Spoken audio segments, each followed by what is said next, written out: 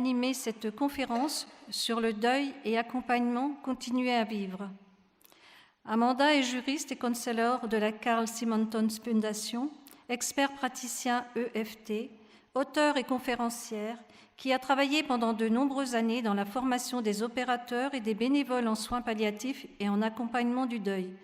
Elle est engagée dans la recherche sur la fin de vie, les NDE et la physique quantique et collabore avec des chercheurs de différents pays pour développer les connaissances scientifiques dans ces domaines. Elle est la fondatrice de l'association Polo Para pour la recherche sur la fin de vie, ART, reconnue d'utilité publique en Italie. Elle est l'auteure de nombreux ouvrages en français, italien et espagnol, dont Paddy et l'aventure de la vie, livre pour les enfants, et aujourd'hui Calmer sa peine. Amanda connaît très bien Jeanne Malve et a travaillé pendant de nombreuses années avec Chantal Catan, que plusieurs d'entre nous ont connu, pour faire connaître et développer l'accompagnement des personnes en soins palliatifs et des personnes en deuil. Merci Amanda de nous rejoindre.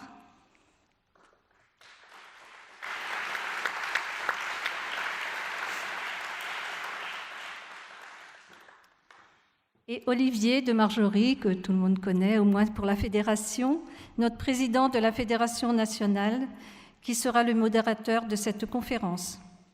Je vous souhaite à tous une belle conférence.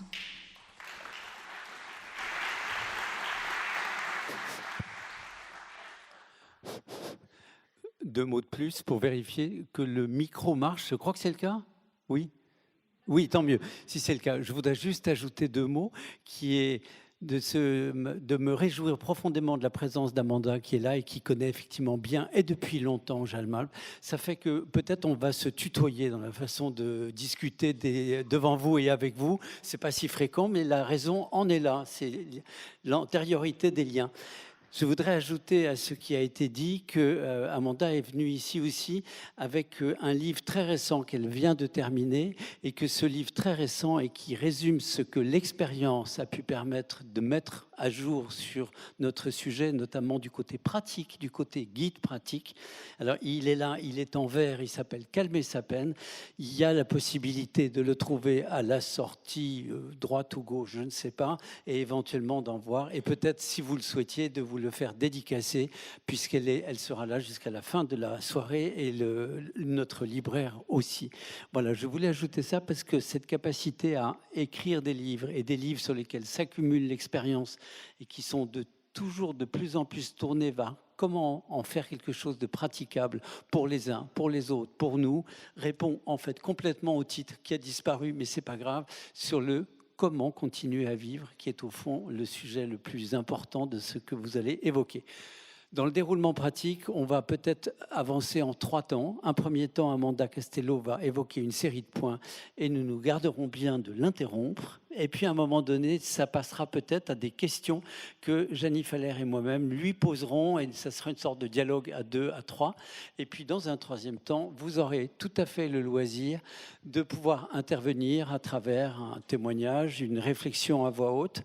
La salle s'en va très très loin. On essaiera de faire tourner les micros rapidement parce que je doute que si les personnes du dernier rang là-haut veulent parler, même avec une voix de stentor, on ne vous entendra pas.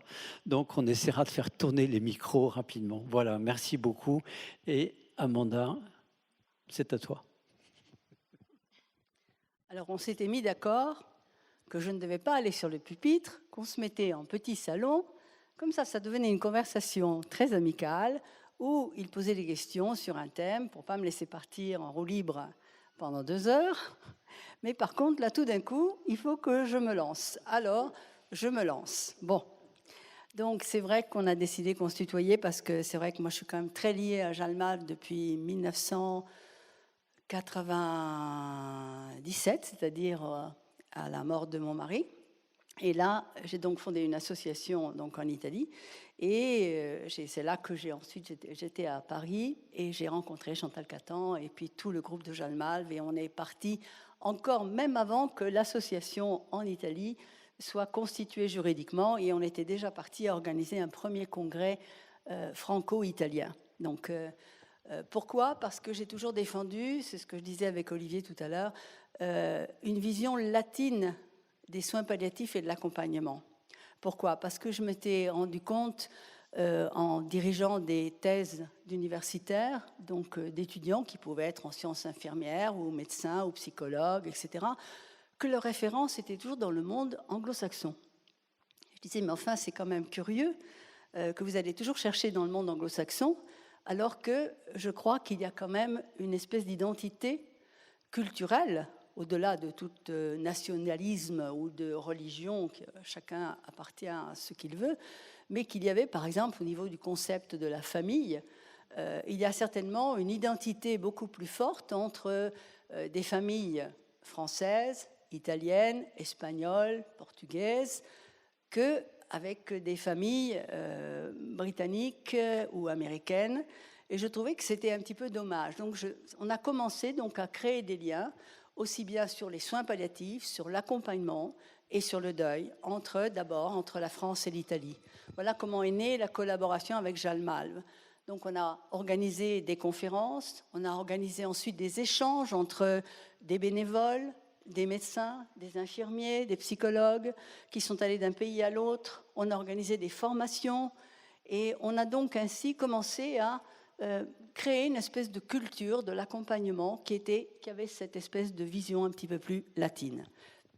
Et l'expérience de Jalmal, par exemple, quand elle est arrivée en Italie, a été extrêmement importante parce qu'on n'avait pas encore en Italie ce concept des bénévoles d'accompagnement. Il y avait des bénévoles tout court qui pouvaient travailler en hôpital et qui s'occupaient de porter un verre d'eau, voilà. Mais il n'y avait pas le concept qui était né avec Jalmal, qui était ce bénévolat d'accompagnement. Voilà. Et donc, ça, c'était pour vous expliquer un petit peu comment est-ce qu'il y a ce lien de familiarité entre Jalmal et moi, et ce que je représente, c'est-à-dire tous les amis derrière qui travaillent avec moi, aussi bien dans le domaine, aussi bien en France qu'en Italie. Voilà. Alors, le deuil, pourquoi ? Le deuil, la mort, l'accompagnement. Mais disons que si vous lirez ce livre, vous comprendrez. J'ai peut-être une histoire personnelle qui explique un petit peu pas mal de choses. J'ai vécu pendant très longtemps en Amérique latine et donc à une époque aussi très difficile. C'était donc une époque où il y avait des dictatures militaires ou civiles et où il y a eu beaucoup de violations donc, des droits humains. Et où j'ai travaillé avec des associations, aussi bien les Madres et Abuelas de la Plaza de Mayo en Argentine, que les femmes, les mères au Guatemala ou au Salvador, c'est-à-dire toutes ces femmes, surtout des femmes, qui cherchaient leurs êtres chers, qui avaient un jour été enlevés par les escadrons de la mort, et puis qui avaient disparu et dont on ne savait rien, parce qu'ils étaient bien sûr enlevés et séquestrés dans des endroits secrets. Et ces femmes allaient tous les jours au bord des rivières ou dans les champs ou au bord des routes pour essayer de voir s'ils trouvaient un foulard, une chaussure, quelque chose qui pouvait créer un lien et se dire ah, c'était son foulard, c'était sa chaussure, c'était lui ou c'était elle. Et pourquoi je vous raconte ça ? Parce que certainement ceci a énormément formé ma formation sur le terrain.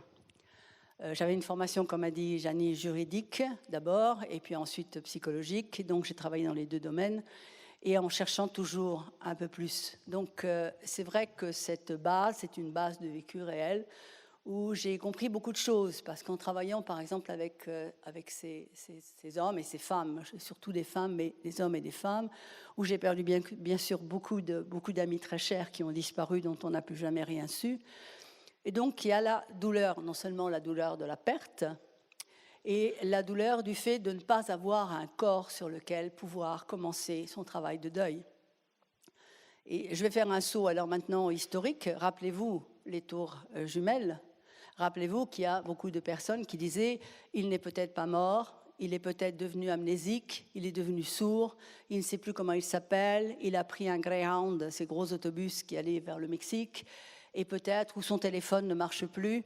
Donc tant que vous n'avez pas le corps d'une personne, vous ne pouvez pas commencer votre travail de deuil, parce que vous avez toujours le doute, peut-être qu'il existe encore, peut-être qu'il est quelque part. Et ça, c'est la même chose dans les grandes autres situations dramatiques, comme par exemple les avalanches, les désastres en mer. Vous êtes en Bretagne, donc vous êtes près de la mer. Les désastres en mer, des pêcheurs ou bien d'autres situations, sans aller jusqu'au Titanic, les désastres avions, les glissements de terrain et tout ce que l'on peut imaginer.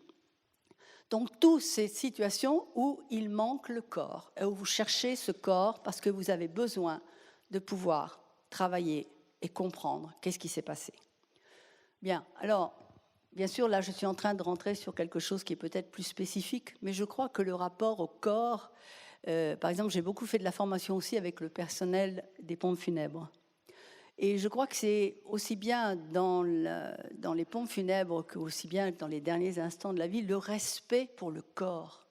Le corps, c'est, comme disait Diderot, c'était notre robe de chambre, non, cette robe de chambre dans laquelle on a vécu pendant X années, auquel on s'est habitué.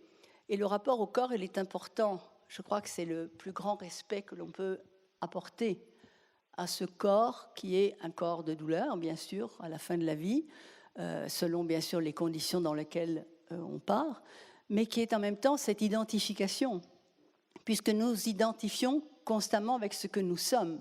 Nous nous identifions à notre image. Nous identifions avec cette représentation. Moi, je me teins les cheveux parce que si je ne les avais pas teints, ils seraient blancs probablement.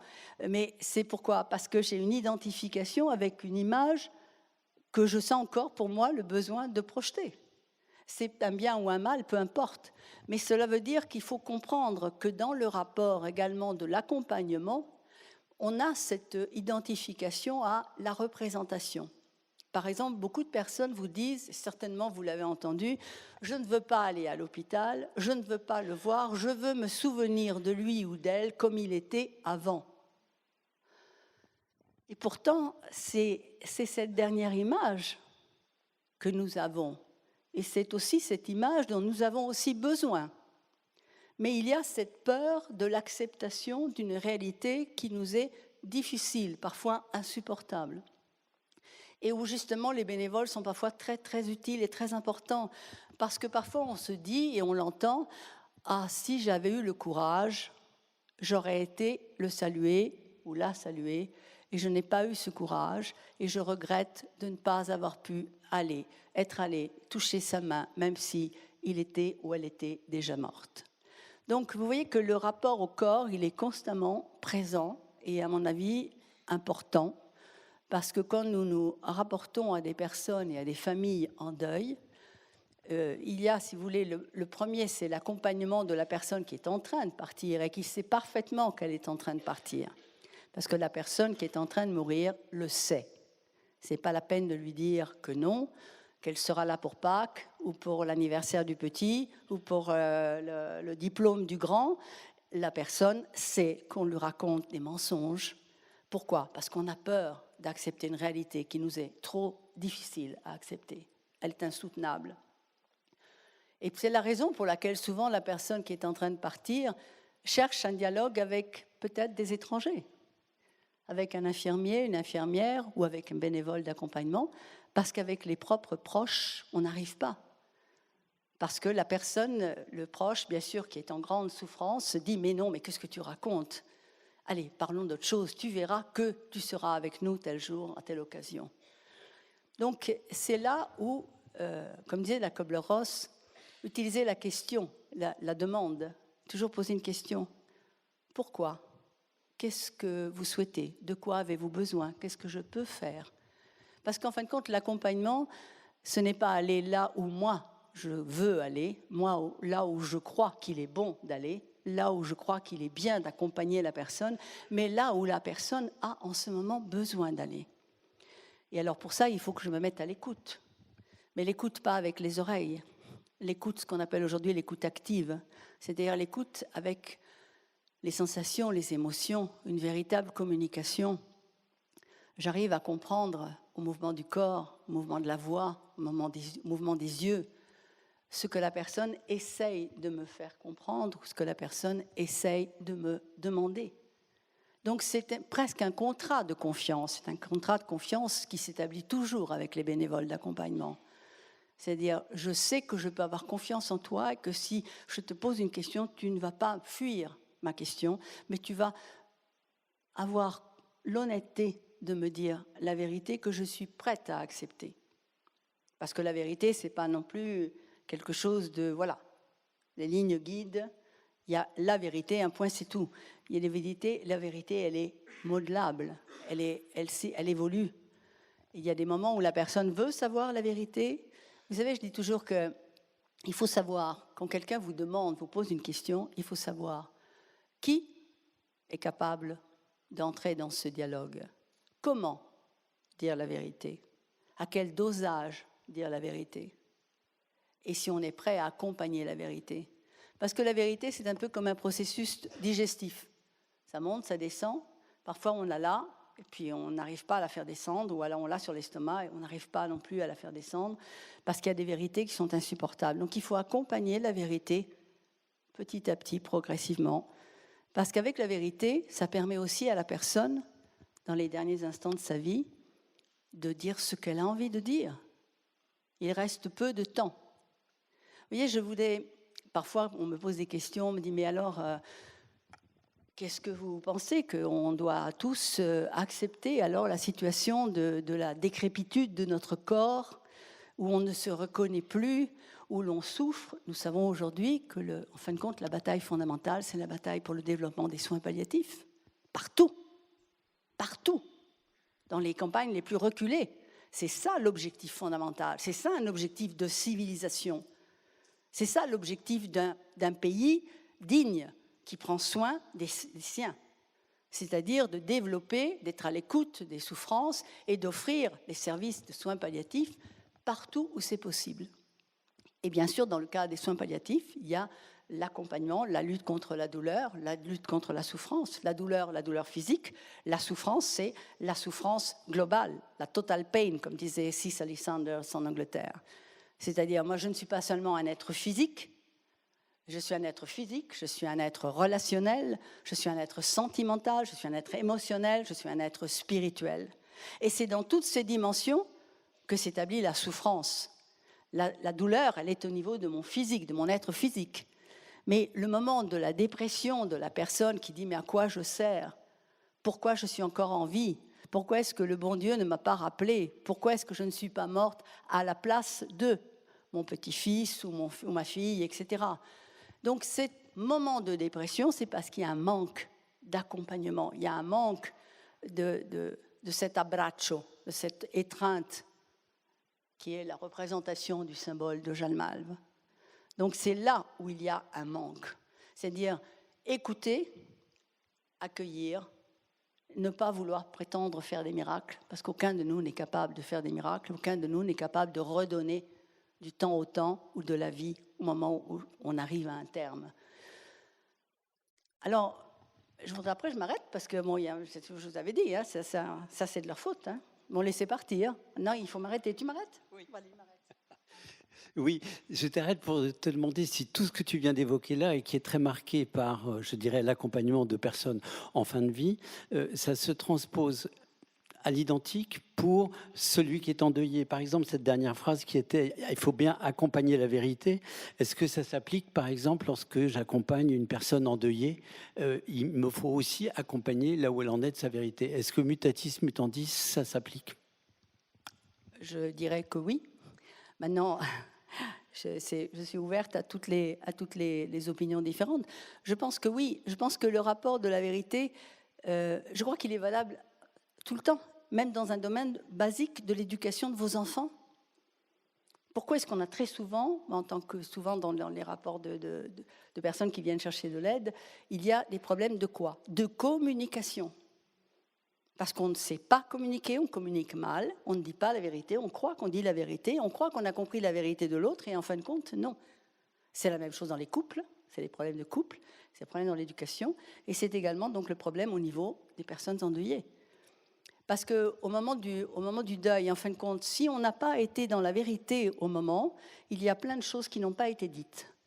Permettre, par exemple, à la personne qui est en train de mourir, d'exprimer ce qu'elle a envie de dire. Ça veut dire qu'elle dit « moi, je voudrais avoir ma petite chemise blanche ». Mais non, mais qu'est-ce que tu dis, grand-mère? Mais laisse tomber, enfin, parlons d'autre chose. Non, la grand-mère tient à sa petite chemise blanche, brodée, qu'elle a fait faire à je ne sais pas où, en Bretagne, où on fait de la très jolie broderie, je suppose. Bon. Mais on n'accepte pas, parce que ça veut dire que la petite chemise brodée qu'elle désire, ou les chaussures qu'elle désire, etc., ça veut dire, oui, elle sait qu'elle est en train de partir. Or, si la grand-mère, je dis la grand-mère, mais ça peut être le fils, la fille, l'enfant, n'importe qui, vous lui permettez de dire, et vous lui demandez, mais de quoi est-ce que tu as besoin? Qu'est-ce que tu souhaiterais? Eh bien, peut-être qu'à ce moment-là, elle vous dira, oui, il vous dira, qu'il voudrait pouvoir parler à son beau-fils avec lequel il s'est disputé, ou qu'il veut se retrouver la possibilité avec sa sœur avec laquelle il ne parle plus depuis 20 ans, ou bien peut-être qu'il ou elle veut demander pardon à je ne sais qui, parce que le mari a trahi sa femme, etc., etc. Il y a des milliers de raisons. Mais si on ne permet pas, si on ferme la bouche à la personne qui est en train de partir, il y a des réconciliations qui pourraient être faites et qui ne seront pas faites et qui vont créer un gros problème, je ne sais pas pour celui qui part, mais certainement pour celui qui reste. Parce qu'il y aura donc un sens de culpabilité de quelque chose qui n'a pas été nettoyé, qui n'a pas été éclairci et qui aurait pu l'être. Et le sens de la culpabilité à l'intérieur d'un deuil, c'est très, très difficile. Et ça peut ensuite porter à des situations de dépression. J'ai envie d'évoquer une expérience personnelle très rapide pour savoir finalement qu'est-ce qui s'est joué dans la chose suivante. Je vous le dis en très peu de mots.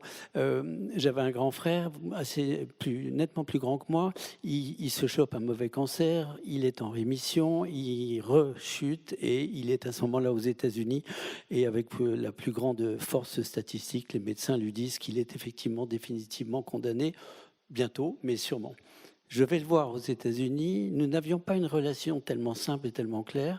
Je vais le voir, sachant très bien que c'était la dernière fois que j'allais le voir, et je n'arrive pas à établir une relation plus riche avec lui. Lui-même n'arrive pas à établir une relation plus forte avec moi. Et nous allons nous dire au revoir sur un aéroport, incapables l'un et l'autre de faire un pas de plus vers la réalité qui était qu'il savait très bien qu'il allait mourir, je savais très bien qu'il allait mourir, et que nous n'avons pas su aller plus loin. 35 ans plus tard, je continue à avoir envie de faire des choses avec ce frère disparu, de voyager en Asie centrale, ce qui était un projet que nous avions, et ça ne s'est toujours pas éteint 35 ans plus tard. Ça ne m'empêche pas de vivre, mais néanmoins, c'est persistant. C'est quoi ça? C'est une histoire de deuil où on n'a pas eu le courage, on n'a pas su? C'est probablement, oui, l'ego que nous avons, chacun d'entre nous, qui est aussi nécessaire, hein. Les bouddhistes disent qu'il faut absolument éliminer l'ego. Je crois que l'ego est fondamental parce qu'il est quand même notre identité, mais qu'il faut arriver à le domestiquer. Et que c'est vrai qu'on a du mal, à cause de cet ego, à faire le premier pas et de dire simplement « je t'aime » ou de dire je regrette, on a perdu du temps, on aurait pu. Et tout ça, après on peut se le dire, mais on peut se le dire alors que l'autre n'est plus là. Et c'est vrai, donc ce sont tous les fameux regrets. Les regrets de ce que l'on aurait voulu faire, on aurait voulu dire. Alors on se le dit après dans nos rêves ou on se le dit tout seul. Mais c'est un peu tard pour dans ce cas-là, pour Olivier qui est là et son frère n'est plus là. Donc c'est vrai qu'il faut essayer le plus possible d'ouvrir quand on peut le faire. Mais il n'y a pas de règle universelle. C'est pour ça que quand, vous savez, pareil, parfois vous avez des auteurs qui vous disent voilà un deuil pour qu'il soit résolu. Ça doit être fait maximum 1 an. Après, ça devient chronique ou pathologique. Je crois qu'il faut être beaucoup plus cool, beaucoup plus humble. Si vous lisez ou vous écoutez les interviews de Christophe Forêt, le docteur Christophe Forêt, vous verrez que lui aussi est de la même opinion. Il y a des personnes qui, en 1 an, arrivent probablement à rentrer dans ce qu'on appelle l'acceptation. Puis il y a des personnes qui ont besoin de beaucoup plus de temps. Et puis ça monte, ça descend, ça fait un peu comme la courbe de température, quoi. Il y a des moments où, oui, on a l'impression que ça va bien mieux, puis tout d'un coup, il y a une espèce d'écroulement. Et là, on est en train de parler d'adultes. Puis n'oublions pas qu'il y a au milieu, dans l'intérieur d'une famille, il y a un deuil, ça va impliquer tout le monde. Parce qu'une famille, c'est une tribu. Donc, à différents niveaux de la hiérarchie et de l'implication affective qu'il y a, les enfants, depuis les plus petits jusqu'aux plus grands, vont réagir différemment, comme à l'intérieur d'une tribu. Donc il faut pouvoir aussi, là aussi, parler, expliquer, dire la vérité. Encore une fois, comment dire la vérité? Qui est prêt à dire la vérité et qui va accompagner cette vérité? Parce qu'il y a des vérités où on dit c'est pas possible, déni, je refuse, je n'accepte pas. Et puis d'autres où il faut effectivement, parce qu'un deuil, ça bouleverse radicalement, complètement la vie de la personne, la vie des personnes, à différents niveaux, bien sûr, ça dépend de l'implication émotive. Mais un deuil, c'est un tir, c'est un tsunami que tu prends en pleine tête et qui va changer ta vie. On n'est jamais pareil avant et après. Donc, c'est une opportunité, ça ne veut pas dire que ce changement il va être négatif, bien au contraire. Si on est bien accompagné, ça peut être un changement positif. On peut trouver en soi des ressources qu'on ne connaissait pas, qu'on ne savait pas. Il y a des personnes en deuil qui tout d'un coup se réveillent à avoir des capacités. Je pense par exemple des femmes d'un certain âge qui étaient ce qu'on dit un peu familièrement sous la coupe du mari. Le mari décède pour X raisons, et on pense que la femme va s'écrouler, et pas du tout. Et elle commence à s'engager pour certaines choses, ou faire des choses qu'elle n'avait jamais fait avant. Donc, il y a des ressources que l'on peut, bien sûr, pas faire ça tout seul. C'est beaucoup plus difficile de faire ça tout seul. Mais je pense que c'est ça. Il faut, en plus de ça, avoir une... Moi, je dis toujours que l'humilité intellectuelle, c'est la mère de toutes les vertus. Pourquoi ? Parce que l'humilité, la vraie humilité, pas la fausse humilité qu'on nous a enseignée, hypocrite, non, la vraie humilité, c'est reconnaître ses propres limites. Si je reconnais mes limites, je me protège et je protège les autres. Et ça, c'est très important pour les bénévoles. Parce que reconnaître ses limites, ça veut dire qu'il y a peut-être, par exemple, mais c'est valable pour les soignants aussi, j'ai du mal à entrer en relation avec Monsieur X parce qu'il me rappelle mon père et que je me suis toujours battue avec mon père. Donc, c'est vrai que ma relation d'aide en tant que soignante ou en tant que bénévole, elle peut être très difficile et je dois pouvoir m'ouvrir à mon équipe et dire, moi, Monsieur X, c'est pas possible. Il faut trouver quelqu'un d'autre parce que là, j'ai un problème personnel avec la représentation. Donc, ce que j'appelle l'humilité, c'est ça, c'est reconnaître ses limites, en sachant qu'une limite, ça peut être déplacé. Hein, ça veut dire que pour toute la vie, je ne pourrai jamais plus me rentrer en relation avec un monsieur qui ressemble, etc. Mais il y a un travail que je peux faire avec le groupe, avec le psy ou la psychologue, de façon à comprendre quel est le problème qui me crée cette limite. Mais je pense que cette humilité intellectuelle, c'est voilà, toujours dire, ensuite se poser la question, est-ce que ce que je fais est bien ? Est-ce que c'est ce dont la personne a besoin ou est-ce ce dont j'ai besoin moi ? Parce qu'attention, ça aussi c'est le danger. Je fais ce que je fais pour qui ? Ah, pour l'autre. Mais je le fais aussi pour moi. Parce que c'est très gratifiant. Vous voyez, c'est la différence, je dis toujours, entre le faire et l'être. Je fais beaucoup de choses. Alors, je lui donne à manger, je vais faire ses cours, je fais ci, je fais ça. J'ai fait beaucoup de choses. Ça m'a fait du bien à moi. Mais est-ce que c'est vraiment ça dont avait besoin la personne ? L'être. Oui, j'avais une de mes étudiantes un jour qui arrive et qui me dit « Ça y est, j'ai compris ». Chaque fois qu'elle allait voir un monsieur, justement, et elle me disait, quand on est en formation, et elle me disait, vous savez, j'arrive là-bas et je lui fais son repassage, et j'ai fait ses courses, et je lui raconte ce qui se passe dans le village, etc. Et il est toujours antipathique et il ne me parle pas. Il ne me répond jamais. Et il est toujours avec une tête fermée. Mais je lui dis, peut-être qu'il faut changer le comportement, peut-être qu'il n'a pas envie, peut-être que ça fait trop de bruit, peut-être que vous faites trop de bruit. Alors elle me dit, oui, mais je pourrais peut-être essayer de ne pas parler, d'arriver, de faire les choses que je dois faire. Je dis, essayez de comprendre, essayez d'écouter avec votre corps. Essayez de voir ce que dit son corps à lui, ses mouvements, sa gestualité. Puis de temps en temps, posez-lui juste une question pour qu'il vous donne une réponse. Et un jour, elle arrive, triomphante, elle me dit, j'ai trouvé la nouvelle méthode. Et cette méthode, je l'ai toujours gardée. J'utilise le silence parlé. Et c'est vrai, c'est important, parce que le silence, on a souvent l'intention que c'est vide, le silence. Non, un silence, il peut être profondément riche. Pensez quand vous étiez amoureux et amoureuse, la première rencontre, les yeux dans les yeux, tu ne dis rien. Non, je te regarde. Silence, parlez. Il n'y avait pas besoin de mots. On se comprenait tout de suite. Bon, puis avec le temps, ça a changé. Hein. Bon, mais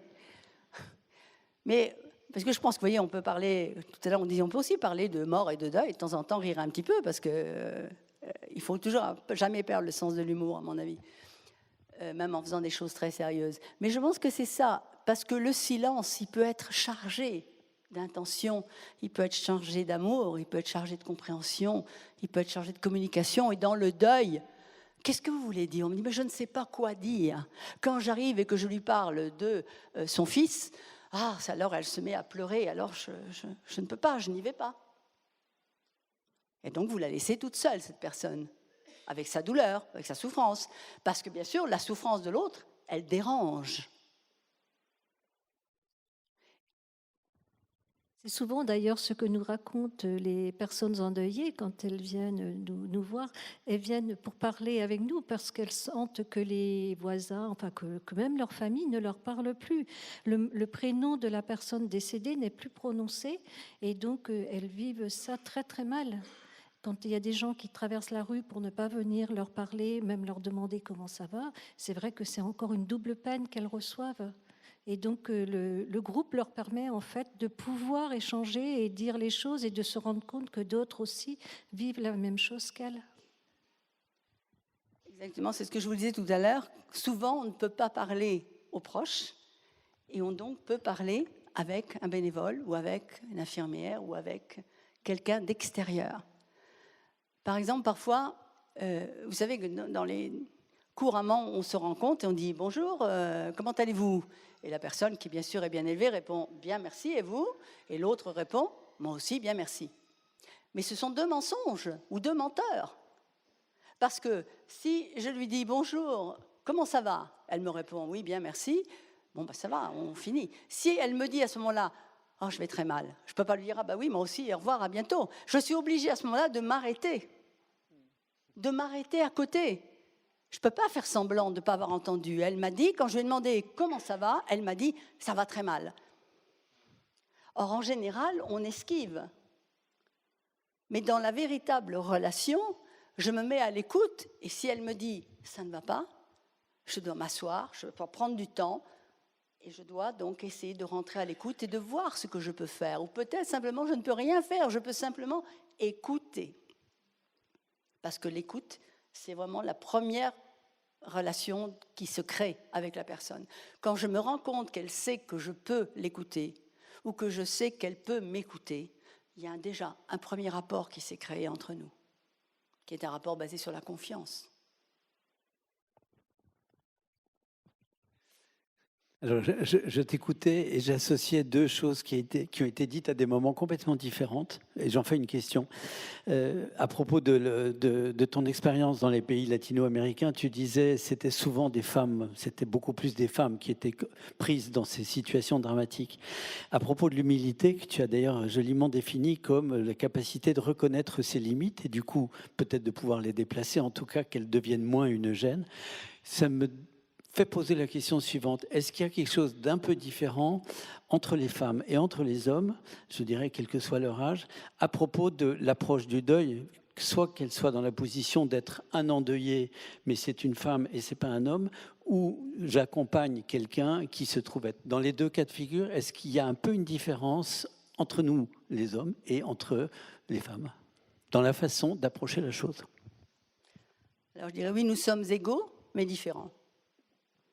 Et ce qui est très important, justement, c'est de maintenir aussi bien l'égalité que la différence, parce que c'est la différence qui nous enrichit aussi. Alors, je dirais que, je pense que vous serez tous d'accord, vous avez certainement dans votre expérience en tant que bénévole, vous êtes rendu compte que les plus difficiles à impliquer dans des groupes de deuil, ce sont les hommes. Alors, les groupes de deuil ou les groupes d'autoréflexion, etc., en général, ce sont des femmes qui s'engagent. Et parfois, vous êtes dans un groupe de deuil, il y a un homme perdu qui se regarde autour de lui et qui dit « Tiens, c'est drôle, je suis le seul homme. » Et on lui dit « Bienvenue, comme ça nous fait plaisir que vous soyez là. » Pourquoi ? Il y a une raison très simple à tout ça. C'est que la femme a plus spontanément l'habitude dans sa formation, depuis qu'elle est petite, à exprimer ses émotions. Il n'y a pas de limite dans la décence. C'est une composante de l'être féminin, de manifester les émotions. Or, l'être masculin, non, c'est l'opposé. Il y a des schémas culturels qui sont établis, et combien de fois vous avez vu, certainement vous aussi, à un moment, vous voyez dans un jardin, etc., il y a un petit garçon qui se fait mal, qui tombe, et il s'est blessé au genou, et il se met à pleurer, et il y a un adulte super intelligent qui lui dit « Arrête de pleurer comme une fille, comporte-toi comme un homme ». Or, je dirais qu'aujourd'hui, dans les générations plus récentes, ça se voit moins fréquemment. Mais on l'a tous à un moment ou à un autre, on l'a toutes entendu cette phrase. Ou bien dans les publicités, l'homme qui ne demande rien jamais. Nous savons toutes que l'homme demande tout le temps. N'est-ce pas, mesdames? Bon. Mais ça a créé une espèce de mutilation de l'émotivité masculine. C'est plus difficile de voir un homme qui pleure, et c'est plus facile de voir une femme qui pleure. Ça ne veut pas dire que les pleurs soient la manifestation automatique et garantie de la souffrance. Pas du tout. Il y a des femmes qui ne pleurent pas et qui ont une douleur, une souffrance intérieure profonde. Parce qu'il y a toute une série aussi d'éducation, de comportement, de culture, etc. Mais l'homme a beaucoup plus de difficultés. Moi, quand j'ai organisé des groupes de deuil mixtes, et que je savais qu'il y avait un monsieur qui avait perdu sa femme ou qui avait perdu son fils dans un accident, et que je lui disais, est-ce que vous ne voudriez pas venir? Non, ne vous inquiétez pas, je vais m'en sortir. Le comportement typique masculin. Donc il ferme dans une barrière, il n'exprime pas, et très souvent, après, il y a des problèmes. Il y a tous les mécanismes de compensation qui peuvent être l'alcool, la vitesse, toutes les dépendances. D'ailleurs, ça, j'en ai parlé aussi. Le sexe, c'est plus chez l'homme que l'on voit ce genre de problème que chez la femme. C'est-à-dire, ou la castité, on dit, oui, c'est ça. C'est-à-dire, la personne donc ne veut plus avoir plus jamais aucun type de rapport sexuel, ou alors un espèce de sexe débridé, fou, qui est comme une espèce. Pourquoi? Parce que moi, ça m'est arrivé d'avoir un patient, un monsieur, qui vient me voir et qui me dit, écoutez, voilà, j'ai un très gros problème. Ma mère vient de mourir, et j'étais avec ma compagne, et je lui ai sauté dessus, excusez-moi la vulgarité de l'image, mais c'est comme ça que ça s'est passé, à la sortie de l'enterrement. Et la femme était bouleversée, elle n'a pas compris, elle avait un très bon rapport avec son compagnon, et il m'a dit, je ne sais pas ce qui m'a pris. Et alors on en a beaucoup parlé, parce que c'est facile de juger, non? Et de dire, c'est bien, c'est mal, parce qu'on a toujours ces visions très dichotomiques de la réalité. Mais je lui dis, mais essayez de penser, quelle est l'opposition?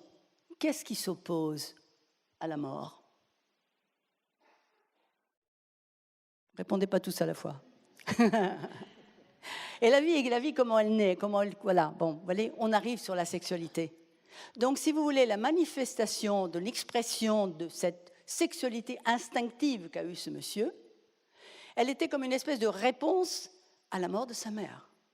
Donc, quand on en a parlé, ben, il s'est tranquillisé, il s'est rassuré. Ça ne veut pas dire, je ne veux pas dire que ça peut arriver à tout le monde, hein, que ça arrive à tous les gens qui ont perdu leur...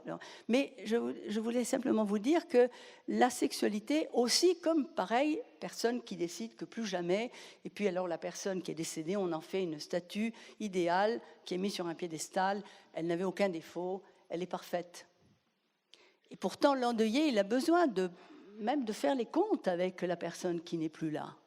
Parce que parfois, il y a des réactions de colère, il y a des regrets, mais il y a de la colère aussi, parce que peut-être le monsieur, il est mort après avec un cancer au poumon parce qu'il fumait 3 paquets de cigarettes par jour, et il a laissé sa femme avec toutes les factures et les prêts en banque, etc. Et elle est en colère. Et donc la colère, il ne faut pas la réprimer. Ce sont toutes les émotions il faut les reconnaître, il faut les accepter. On n'arrivera jamais à l'acceptation, point final du deuil, si on n'a pas nettoyé toutes ces plaies successivement, sans jugement, en les faisant sortir, en les exprimant. Non.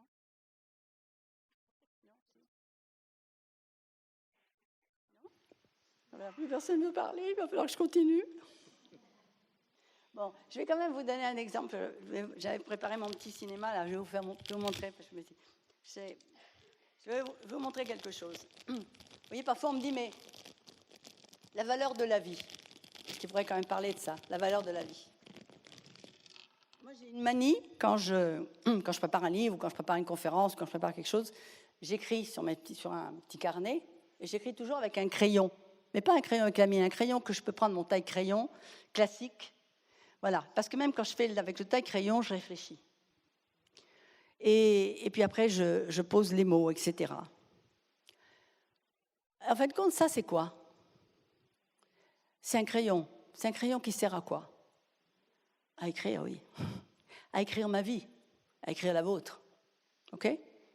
Donc, quand quelqu'un me dit, oui, mais enfin, quelle valeur a la vie de ma grand-mère ou de mon grand-père ou de mon ami ou de cette personne qui est dans une situation, qui a la maladie de Charcot. Prenons des situations, pas seulement parce que c'est le grand âge, mais des situations qui sont très difficiles, très douloureuses et qui parfois suggèrent d'aller faire un petit tour en Suisse, en Belgique ou je ne sais où. Alors, moi je dis, bon, mais... Et ça, c'est quoi? Tiens, ça c'est le tien. Attends. Et ça c'est le tien. OK? Et le plus petit, je l'ai pris moi. Hein, parce que le plus petit, c'est le mien. C'est-à-dire que moi, il me reste ça à écrire. OK? C'est ça que je veux vous montrer. C'est-à-dire, qu'est-ce que c'est que l'accompagnement? Qu'est-ce que c'est que les soins palliatifs? C'est la possibilité, votre vie, elle est là. Là, vous écrivez toute votre vie. Ce que vous aimez, ce que vous détestez, vos expériences, vos victoires, vos échecs. C'est tout ce que vous écrivez tout le long des années de votre vie. Et puis petit à petit, vous taillez votre crayon. Et puis bien sûr, il vous reste ce petit bout. Et moi, je ne les jette jamais, mes crayons. Et là, j'ai dit, tiens, je vais leur porter mes petits crayons. J'étais sortie d'un tiroir et j'ai dit, bon, je vais donner les plus grands à mes compagnons. Et le plus petit, je vais le prendre moi parce que je ne voudrais pas que par scaramancie, comme on dit, non, non, les gens qui disent, non. Voilà. Donc, mais même s'il ne me reste que ça à écrire, il en reste encore. Donc, si je prends soin de la douleur, si je prends soin de ma souffrance psychologique, spirituelle, relationnelle, affective, émotionnelle, je peux encore écrire quelque chose, ou je peux encore dire quelque chose. Rappelez-vous, je me rappelle qu'au congrès de la SFAP à Strasbourg, il y avait un atelier très intéressant sur la biographie. Et donc, il y avait des formations qui étaient données à des personnes, parce que bien sûr, on n'est pas tous capables d'écrire son autobiographie, mais des personnes qui disaient, mais à quoi ça sert? Mais vous allez peut-être pouvoir laisser votre histoire à votre famille. Et effectivement, il y avait plein de choses que la famille ne savait absolument pas, parce que la famille ne sait rien de la vie des uns et des autres. Eh bien, par exemple, il y a des personnes qui étaient dans une dépression terrible parce qu'elles étaient en EHPAD. On parlait d'EHPAD avec Madame la conseillère tout à l'heure. Des personnes qui étaient en EHPAD et qui vraiment se laissaient un petit peu en se disant « Qu'est-ce que je suis en train de faire ici? Mais pourquoi le bon Dieu ne me rappelle pas? Ça n'a plus de sens. » Et puis tout d'un coup, rencontrer quelqu'un qui leur posait des questions. Mais ce n'est pas parce qu'ils avaient été prix Nobel de je ne sais pas quoi. Ça pouvait être une dame qui avait fait, je ne sais pas moi, la poissonnière ou qui était maîtresse d'école, enfin, ou qui était femme au foyer, mais qui avait des épisodes à raconter. Et tout d'un coup, c'était des épisodes qui étaient racontés par une autre personne et qui correspondaient à tous ces petits morceaux de vie. Et ça redonnait, ça les faisait sortir du désir de mort, de la dépression générale. Donc ça peut être le rôle aussi des bénévoles d'accompagnement.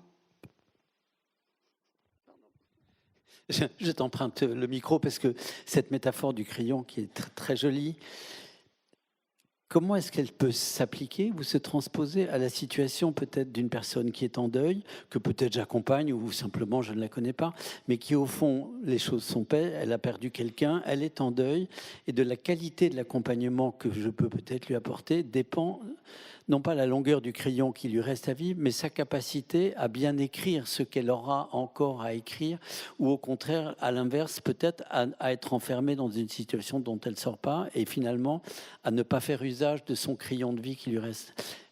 Et du coup, ma question, c'est en quoi est-ce qu'on peut Calmer la peine, c'est le titre du livre que tu as écrit, ou comme le titre de notre conférence, continuer à vivre, suivant la façon dont un deuil se trouve bien ou moins bien accompagné. Je te rends le crayon du coup et le micro. Tu t'en rappelleras comme ça. Alors, dans les ateliers que moi j'avais organisés, une fois, j'avais proposé à des personnes donc, de la famille, des endeuillés, de proposer justement comme un atelier d'écriture, où il y avait quelqu'un qui, parce que tout le monde n'avait pas envie d'écrire, mais on trouvait à l'intérieur du groupe familial, c'était une réunion où on trouvait quelqu'un qui était prêt à prendre des notes, comme un peu quand on fait une réunion et on choisit quelqu'un qui va prendre des notes de la réunion. Et donc, on décidait de parler de la vie de la personne qui était partie. Et c'était important d'impliquer aussi les enfants et les adolescents qui voulaient, qui acceptaient. Ça devait être quelque chose de très libre. Et alors, chacun commençait à raconter des épisodes. Alors, au début, c'était assez confus. Puis, on a décidé donc d'aller par époque. Ceux qui s'étaient mariés, ceux qui étaient là à l'époque, ceux qui étaient fiancés, ceux qui s'étaient rencontrés dans d'autres situations.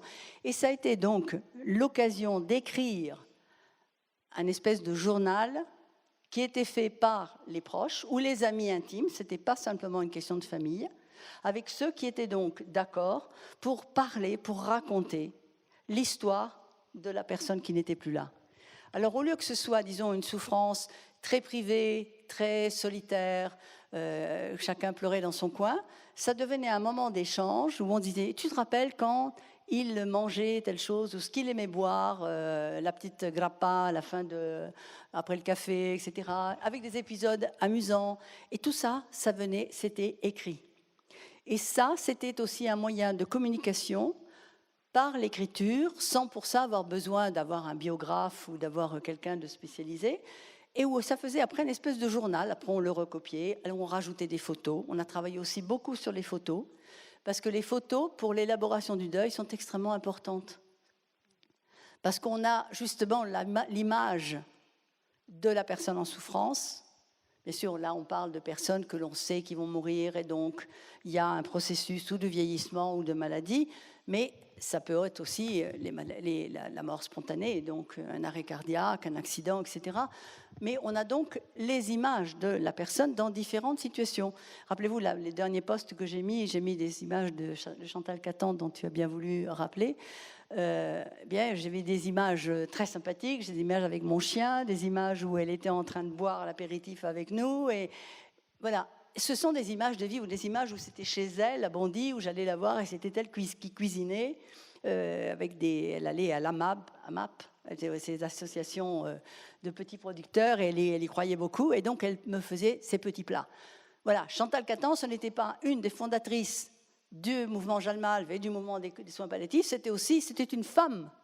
Une femme avec sa personnalité, une femme qui aimait cuisiner, une femme qui s'intéressait pour beaucoup de choses, une femme qui aimait la culture, qui aimait la musique. Voilà, donc toute personne a ses millions de facettes. Et quand donc vous voulez travailler sur le deuil, on doit récupérer l'image de la personne.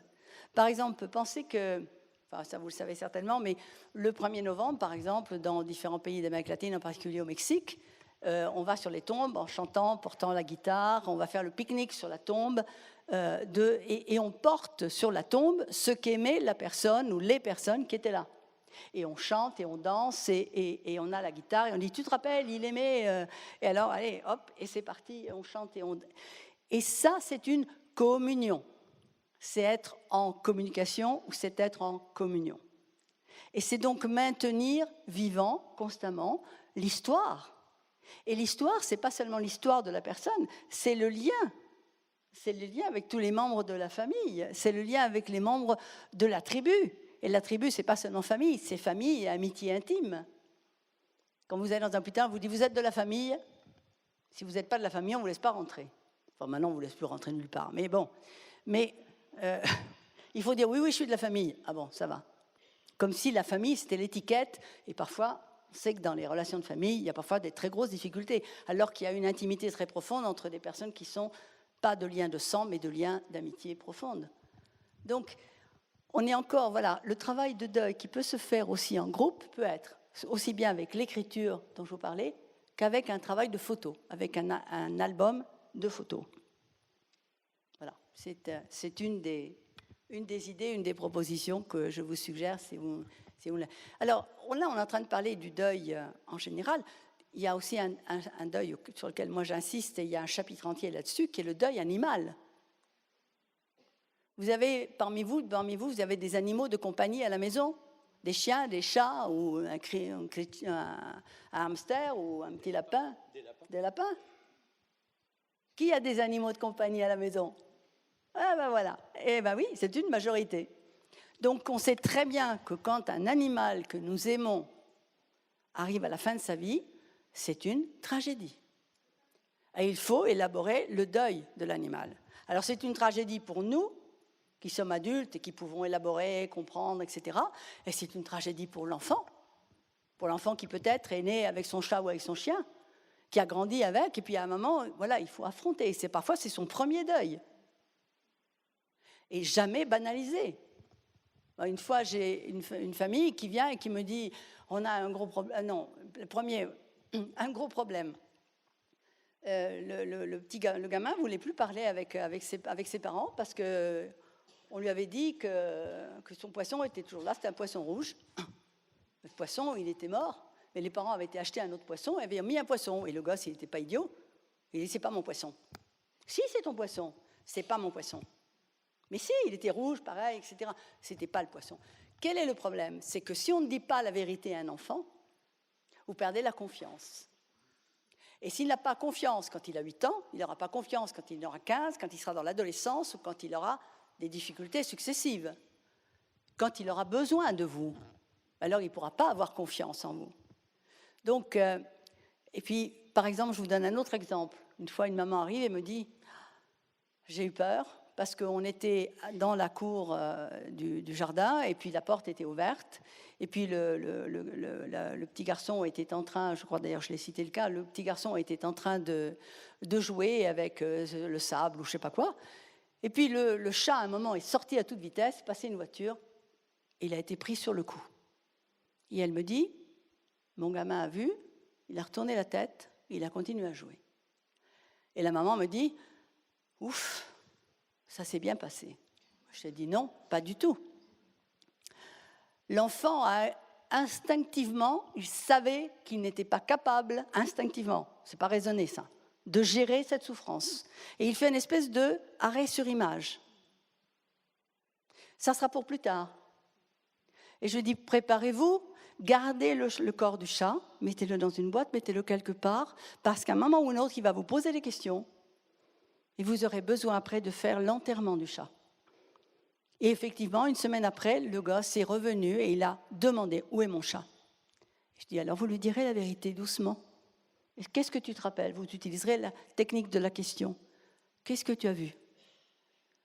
Et donc à ce moment-là, petit à petit, l'enfant a accepté, l'enfant a compris et ils ont fait un rituel. Parce que les enfants sont ritualistes, comme nous. Je vous parlais du corps au début de notre conversation. Nous avons besoin de ce corps, nous avons besoin d'une cérémonie, qu'elle soit religieuse, laïque, qu'elle soit comme vous voulez. Nous avons besoin, c'est un accompagnement, c'est ce qui nous permet de comprendre et d'accepter qu'il n'est plus là. Et le deuil animal, il est extrêmement important. Et souvent parce qu'en plus, il est banalisé par les autres. Bon, c'est qu'un chien ou un chat, vous en prendrez un autre. Non, ce n'est pas un autre, c'est un membre de la famille. Aujourd'hui, nos animaux à l'intérieur de cette relation, ils sont membres de la famille. Donc, bien sûr, et pensez aussi aux personnes âgées qui vivent seules avec leur chien ou avec leur chat. Et ce chien et le chat ne les jugent pas. Que vous ayez des rides, les cheveux blancs, que vous soyez beau, gros, maigre, etc., ils vous aiment. Quand je suis arrivée ici, j'ai vu la quantité de, je ne sais pas s'ils sont pour les définir, des SDF avec les chiens. Et j'ai observé un petit peu ces... Mais les chiens, vous voyez, ils étaient en adoration devant ces hommes et ces femmes qui étaient là. Et on voyait qu'ils étaient bien traités. Et on voyait, j'ai observé le rapport qu'ils avaient. Et ce n'était pas je te donne un coup et puis le chien terrorisé, pas du tout. Donc, le rapport, il est indépendant si vous êtes riche, pauvre, etc. C'est un besoin d'affection, c'est un besoin de relation. C'est un besoin d'être compris, c'est un besoin d'être... Voilà, enfin, c'est un besoin. Parlant de ces animaux et de ce besoin d'affection, il y a une exposition qui est, je ne sais pas, de ce côté-ci ou de ce côté-ci, je ne me suis pas encore repéré, qui n'est pas sur ce thème et où en même temps, ceci est lisible à travers les photos. Je vous invite à la regarder. Elle vient d'ailleurs, mais néanmoins, elle fait un propos direct avec ce que Amanda vient dire. Alors, moi, j'ai une question qui est à la jonction de ce que tu as dit en parlant des enfants et qui peuvent vivre ces disparitions de façon très difficile à décoder derrière, parce que voilà l'exemple. Dans le livre que tu as écrit, Calmer sa peine, c'est assez tourné vers ce qui en pratique peut aider à dépasser, ce qui peut aider à passer par-dessus. C'est un livre pratique écrit avec beaucoup d'années d'expérience. Est-ce qu'il y a dedans un lien avec... Pour ce qui est des enfants, lorsque les enfants sont confrontés à une disparition et qu'ils se trouvent en deuil, il y aurait des particularités ou des savoir-faire ou des approches qui marchent mieux avec les enfants. Je dis ça puisqu'au fond, pour nous, à Jalmal, il y a tout un chacun, mais on a aussi une partie de notre activité qui est vraiment tournée vers les enfants qui sont confrontés à un deuil, à une disparition. Donc, est-ce qu'il y a des trucs, des choses qui permettent de mieux répondre au besoin de calmer une peine d'enfant ou de lui permettre de continuer à bien vivre? Je pense que ce fameux respect qu'il faut pour l'autre et cette capacité d'écoute, il la faut avant toute chose, bien sûr, avec l'enfant, puisque c'est comme ça qu'on le met en confiance, c'est comme ça qu'on lui permet d'exprimer sa peine. Avant d'écrire ce livre, j'en ai écrit un autre qui s'appelle Paddy et l'aventure de la vie, qui est un livre qu'on mettra d'ailleurs demain sur la table de Jeanne Malve, qui est un livre illustré, et qui existe en français, en italien et en anglais, et qui est illustré avec un peu la même approche, c'est-à-dire avec des exercices, avec des questions. Pourquoi ? Parce que très souvent, à l'enfant, on lui dit ce qu'il faut penser et ce qu'il ne faut pas penser, ce qu'il faut dire et ce qu'il ne faut pas dire. C'est bien, c'est pas bien, c'est bien, c'est mal. Or, moi, ce que je voulais, c'est donner la parole à l'enfant.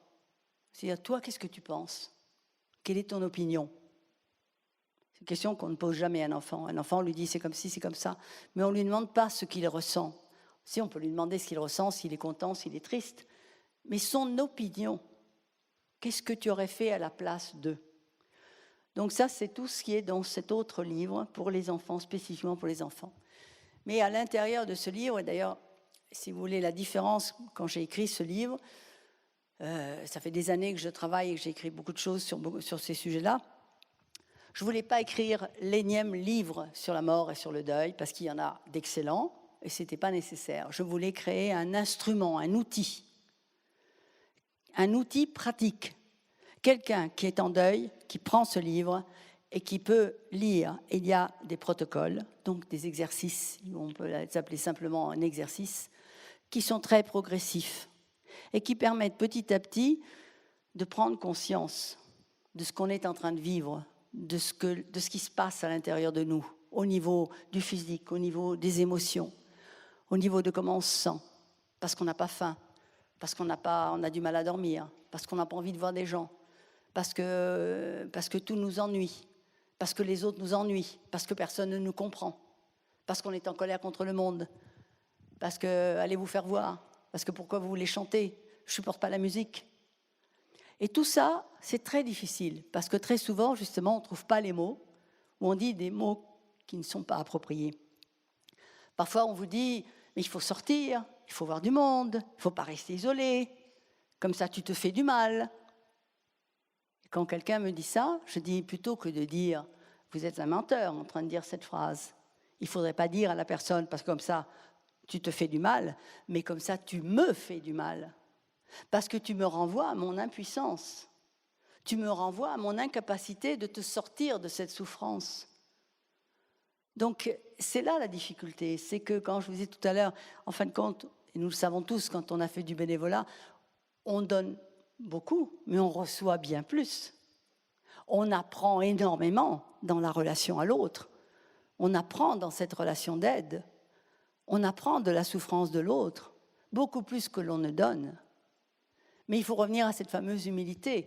Donc, essayer de comprendre qu'il y a des moments où, oui, on a besoin aussi d'être seul avec ses souvenirs. On a besoin d'être seul avec sa propre souffrance. On a besoin d'être seul pour exprimer sa colère. On a besoin d'être seul pour pouvoir exprimer sa tristesse. Vous savez, c'est la Kubler-Ross disait, Elisabeth Kubler-Ross disait, les fameuses 5 phases qui après ont été reprises par beaucoup de chercheurs ensuite, disait la première réaction, c'est le déni. Non, c'est pas possible, c'est pas vrai. Et puis ensuite, c'est bien sûr la colère, parce que c'est pas juste, parce que c'est inacceptable. Et puis après, c'est la tristesse et c'est la dépression. Et puis après, ensuite, eh bien, c'est peut-être la négociation.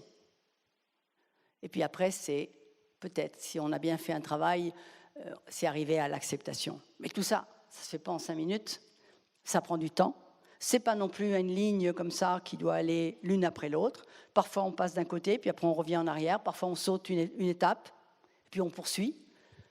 Et encore une fois, il faut approcher ça avec beaucoup de respect et beaucoup d'humilité. Mais c'est vrai que c'est inacceptable, parce qu'on le sait. Même quand vous accompagnez quelqu'un qui est très âgé en EHPAD ou à la maison, vous savez qu'il a 95 ans et que quand même le sablier il commence, c'est logique. Et pourtant, on dit, mais enfin hier il était bien. C'est pas possible, comment ça se fait? Parce qu'on est toujours dans cet refus, dans cette non-acceptation. Alors encore plus, bien sûr, si c'est quelqu'un de jeune, vous savez, on sait que malheureusement, les policiers ne reçoivent pas une formation psychologique très poussée. Alors, ils vous téléphonent, allô, est-ce que votre fils s'appelle bien Jules et il a une petite mobilette jaune? Oui. Eh bien, vous devriez venir parce qu'il est à l'hôpital. Il est mort. Parce qu'en général, il n'y a pas beaucoup de diplomatie dans la communication. Et la première réaction, c'est non, c'est pas possible. Mon fils est à l'étage au-dessus avec son copain en train d'étudier mathématiques. Donc la première réaction, c'est non, parce que c'est une nouvelle qui n'est pas acceptable. Après, c'est la colère, bien sûr, quand vous prenez conscience que oui, c'est vrai. Et la culpabilité, c'est de ma faute, j'aurais pas dû le laisser sortir, ou c'est de la faute de mon mari qui n'aurait pas dû lui prêter la voiture, etc., etc. Et puis après, et donc tout ça, c'est ce qui peut se passer au niveau de la communication, par exemple, d'un diagnostic qui porte à un diagnostic grave, d'une maladie grave. Mais c'est aussi ce que l'on va vivre de la même façon avec le processus du deuil. Donc il faut s'adapter à chaque étape, essayer de la comprendre, essayer de la coucouner, voilà. Comme quand on fait traverser une rue à quelqu'un qui est non-voyant, on va à son pas, on ne va pas au nôtre. Donc je pense que, voilà, on est toujours, que ce soit pour l'adulte. Alors un autre, par exemple, j'ai vu cette magnifique exposition qu'il y a dans le couloir avec les personnes âgées. Une exposition de photographie qui est sublime. Et où on voit aussi bien la dame avec des beaux ongles rouges magnifiques, longs, qui me font rêver, parce que moi j'ai des mains horribles. Et vous voyez cette dame qui était toute fière de montrant ses ongles magnifiques, et puis l'autre qui était en train de lui faire un brushing, et souriante, heureuse. Et après, il y avait avec des animaux, il y a avec des petits-enfants, il y a de la joie, il y a de l'amour entre deux personnes âgées. Et ça, c'est vie. Parce que justement, jusqu'à la mort, accompagner la vie. Et alors, j'ai beaucoup travaillé aussi en gériatrie, je faisais la formation du personnel soignant. Et ce qui m'avait aussi beaucoup choqué, c'est que, par exemple, on n'acceptait pas qu'il puisse y avoir des love stories entre personnes âgées. Des love stories de personnes qui étaient veufs ou veuves, et puis tout d'un coup, il y avait une sympathie qui se créait, et je voyais le personnel soignant qui... ça les dérangeait.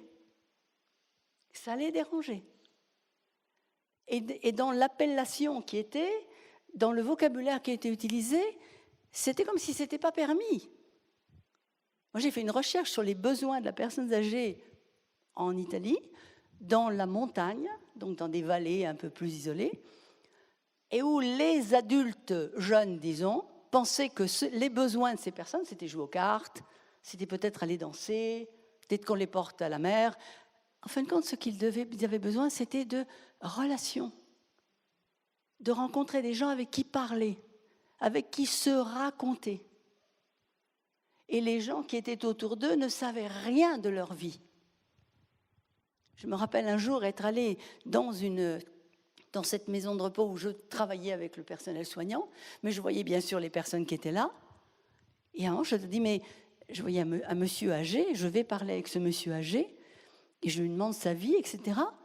Et il me dit qu'il était professeur de piano. Mais je dis, mais il y a un piano là, pourquoi est-ce que vous ne jouez jamais? Oh non.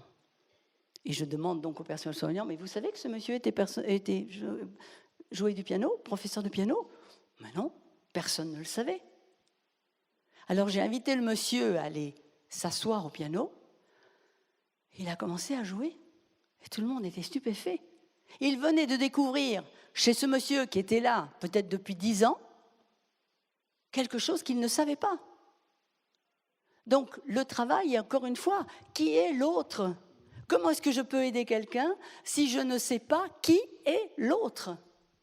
Pas seulement son nom et sa date de naissance, mais qui il est, ses goûts. Une fois, je vous rends compte, il y avait une vieille dame qui était donc très âgée, et cette vieille dame, le personnel l'appelait grand-mère gentiment. Mais je lui dis, pourquoi vous l'appelez grand-mère? Et pourquoi vous la tutoyez? Elle vous a donné le permission de la tutoyer? Ben non, mais c'est une grand-mère, elle est gentille.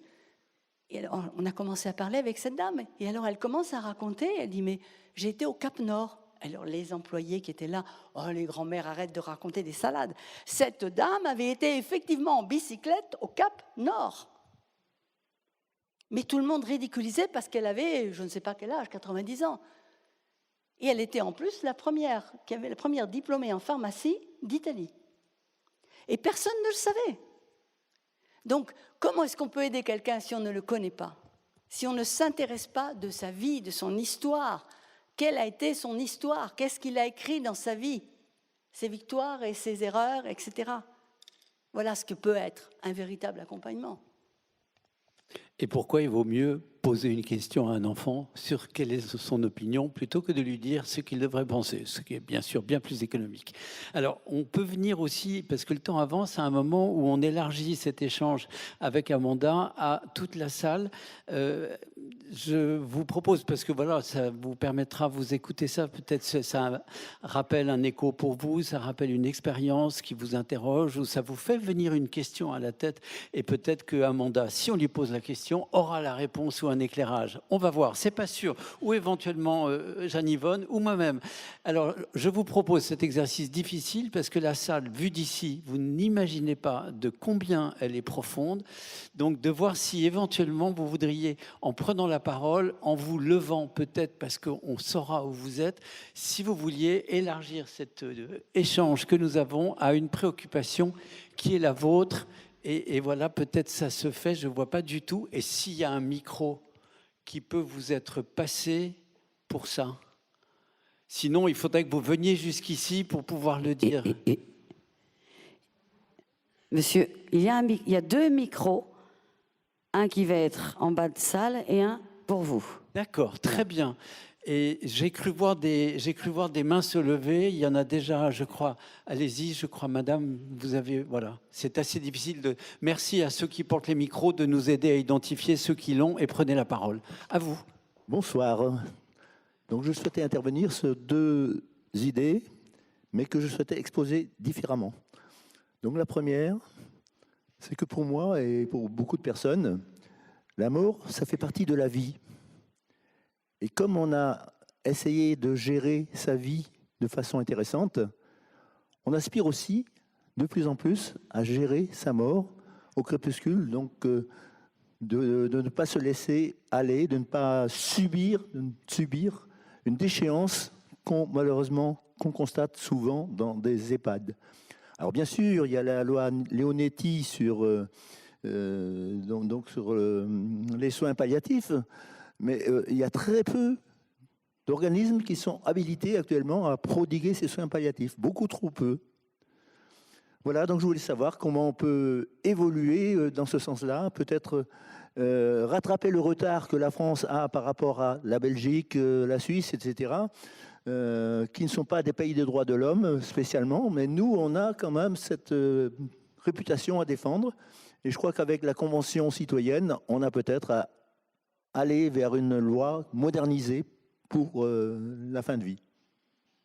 Alors, merci beaucoup pour votre intervention, que d'une certaine façon, je sens sur une véritable préoccupation, et particulièrement vrai aujourd'hui dans la période actuelle en France, et en même temps pas directement centrée quelque part sur notre sujet qui est assez lié au deuil, et on va dire au deuil, et comment continuer à vivre néanmoins. Alors, je ne sais pas si je tente une réponse pour dire que c'est ce à quoi la France travaille, et c'est sûrement un véritable travail, comme il n'y en a pas eu, je pense, depuis jamais, sur cette question, sur les différentes dimensions individuelles, collectives de la question que vous posez, monsieur. Ayant dit ça, je ne sais pas si vous avez envie d'ajouter un mot, parce que c'est vrai que c'est à soi tout seul une soirée entière qu'il faudrait qu'on consacre à ça, ensemble, et en mettant les chaises en rond pour pouvoir mettre toutes nos opinions ensemble. Je ne sais pas si ici quelqu'un est expert de ce qui va se passer, mais en tout cas, je crois que vous posez là la question sur laquelle la France travaille beaucoup plus activement qu'elle ne l'a jamais fait, et il y a vraiment de très bonnes choses à en attendre. Après, le détail, je ne suis pas grand clair. Et du coup, je vous propose de prendre une autre intervention qui sera peut-être plus liée à notre sujet du deuil et le sujet sur lequel Amanda Castello est particulièrement, on va dire, prête à intervenir. Mais néanmoins, je vous remercie beaucoup de votre question, même si je ne lui ai pas apporté beaucoup de réponses. Si le micro peut aller à d'autres personnes, il y a plusieurs mains qui se lèvent. Je ne sais pas à quelle vitesse quelqu'un d'autre aurait déjà un micro. Vous, madame, oui. Bonsoir. Merci. C'est au milieu de l'amphithéâtre avec un chandail blanc. Merci. Oui, vous avez évoqué, Amanda, la résolution finale du deuil. Donc ça m'interpellait parce que je me demande s'il y a vraiment une résolution finale ou si c'est simplement un apaisement, acceptation. Et puis la question qui vient d'être posée m'impose un rebondissement. Et sur quand ce n'est pas la mort naturelle qui survient, et bon, dans des perspectives de aide dite médicale à mourir, il me semble que le deuil est encore plus difficile. Voilà une opinion, une expression. Est-ce que, Amanda, tu as envie de porter un commentaire ? Je ne veux pas rentrer, si vous voulez, sur le débat, comme disait Olivier maintenant, sur la question de l'aide à mourir. Je pense que, comme disait le monsieur tout à l'heure, ce qu'il faut, c'est développer les soins palliatifs partout, comme je l'ai dit au début de cette intervention, c'est-à-dire dans les coins les plus reculés. C'est là-dessus qu'il faut investir. Il faut investir dans la formation du personnel soignant, du personnel d'accompagnement, aussi bien dans les structures, aussi bien en hôpital, aussi bien à domicile, aussi bien sur les soins palliatifs domiciliaires. C'est ça qui est fondamental. Mais ça, c'est un gros travail que la France doit faire. Et pour la France, pourrait devenir un exemple dans ce domaine. On a quand même été les premiers à avoir les premières équipes de soins palliatifs, comment on appelait ça, qui se déplaçaient dans les hôpitaux où il y avait les équipes mobiles, voilà, merci. Les équipes mobiles de soins palliatifs, il n'y en avait pas ailleurs. Il n'y en avait pas en Suisse, en Belgique, ni en Italie. Il y avait des équipes fixes, mais il n'y avait pas d'équipe mobile. Or, on manquait de personnel. Les équipes mobiles de soins palliatifs réussissaient à faire comme des jollies qui se déplaçaient dans les différents départements, c'est-à-dire ils allaient en oncologie, ils allaient en gériatrie, ils allaient, etc. Et ils apportaient leur savoir dans le domaine des soins palliatifs. Mais on manque d'une politique vraie de développement des soins palliatifs. Et ça, c'est quelque chose que la population devrait demander, devrait exiger. Parce que le développement des soins palliatifs, c'est ce qui vous donne un confort. On a donné les exemples tout à l'heure où je vous disais qu'il y avait des gens qui étaient en profonde dépression, même dans les EHPAD, parce qu'ils sentaient que leur vie pour eux ou pour elles n'avait à ce moment-là plus aucun sens et aucune valeur. Et on arrivait à redonner de la valeur, d'une part, en soignant bien sûr le problème des douleurs, donc de la douleur physique, en redonnant une dignité à la personne et qui lui permettait donc de redonner un sens, parce qu'aucun de nous ne peut vivre sans donner un sens à sa vie. Et je crois qu'il faut faire aussi très attention. Moi, c'est vrai que je ne suis pas, je le dis parce que je l'affirme, c'est mon opinion, donc c'est qu'une opinion, une loi, comme on a fait dans certains pays, elle est terriblement dangereuse parce qu'elle veut généraliser pour tout le monde un même statut. Or, chaque cas est individuel. Je ne sais pas, moi, quand j'aurai 95 ans et dans quel état je serai, si je peux, à ce moment-là, peut-être demander à ce que l'on m'aide, parce que j'en ai assez ras-le-bol. Pour ça, il faut voir qu'il y a une évolution dans la pensée, une évolution. Mais je pense que si on me donne la possibilité de soigner aussi bien mes douleurs, mon physique, mon moral, et qu'on me maintient dans ma dignité de personne, et que je peux continuer à écrire un morceau de ma vie, moi, personnellement, je veux continuer à écrire un morceau de ma vie. Mais ce qui m'intéresse, c'est de pouvoir aider les autres à faire la même chose. Et pour ça, il faut développer les soins palliatifs. Il faut absolument développer l'accompagnement, l'aide à domicile, dans les hôpitaux, dans les EHPAD. Je vous donne un exemple. Dans les EHPAD, je ne dis pas partout, mais dans certaines EHPAD, vous avez des gens qui ont la même génération, qui ont donc les mêmes souvenirs, beaucoup des mêmes histoires, qui se retrouvent ensemble à vivre ensemble là, parce qu'ils ne peuvent plus vivre à domicile, parce qu'ils n'ont plus de famille ou parce que personne ne peut s'occuper d'eux. Donc, ce sont des gens qui peut-être se retrouvent à jouer au bridge ou à je ne sais quoi, à la belote. Et puis un jour, tout d'un coup, on dit, tiens, mais Monsieur X, où est Monsieur X? Et là, vous voyez le personnel qui, tout d'un coup, devient un petit peu dérangé et qui font chut, comme si on ne devait pas parler Monsieur. Alors, quelqu'un dit, ah, Monsieur X est allé chez sa fille, ou Monsieur X est à l'hôpital, et Monsieur X ne revient jamais. Donc, à un moment, tout le monde comprend que Monsieur X est décédé. Mais comment est-ce que les personnes qui jouaient à la belote ou je ne sais pas quoi avec Monsieur X, comment vont-ils gérer leur deuil? Parce que les personnes qui sont dans les EHPAD doivent aussi pouvoir gérer leur deuil. Or, il n'y a pas d'accompagnement, il n'y a pas de formation. On parlait de soins palliatifs, mais commençons par la base, redonnons la dignité. Allez voir cette exposition qui redonne une image de la dignité que l'on doit donner aux personnes c'est même pas 3e, 4e âge, mais qui se trouvent donc obligés de vivre, aidés par d'autres, soutenus par d'autres, mais dans la dignité. C'est pas seulement de savoir est-ce qu'il a mangé, est-ce qu'il a bu, est-ce qu'il a fait pipi, est-ce qu'il a fait caca. C'est pas ça la vie. Ça fait partie de la vie. Mais il y a autre chose. Et je pense que c'est ça, il faut redonner une dignité à tous, aussi bien aux enfants qu'aux personnes âgées. J'ajouterai un petit commentaire qui tente de revenir sur votre question, madame, en soulignant une chose qui est, c'est difficile de répondre à la question de comment est-ce que les choses pourraient se passer avec une aide active à mourir en France qui n'existe pas aujourd'hui et existera peut-être demain. Si je prends l'hypothèse d'une dépénalisation de l'assistance au suicide, on peut imaginer des situations dans lesquelles effectivement des personnes ont pu se suicider dans des conditions qui sont, on va dire, aussi tranquilles que la chose puisse être.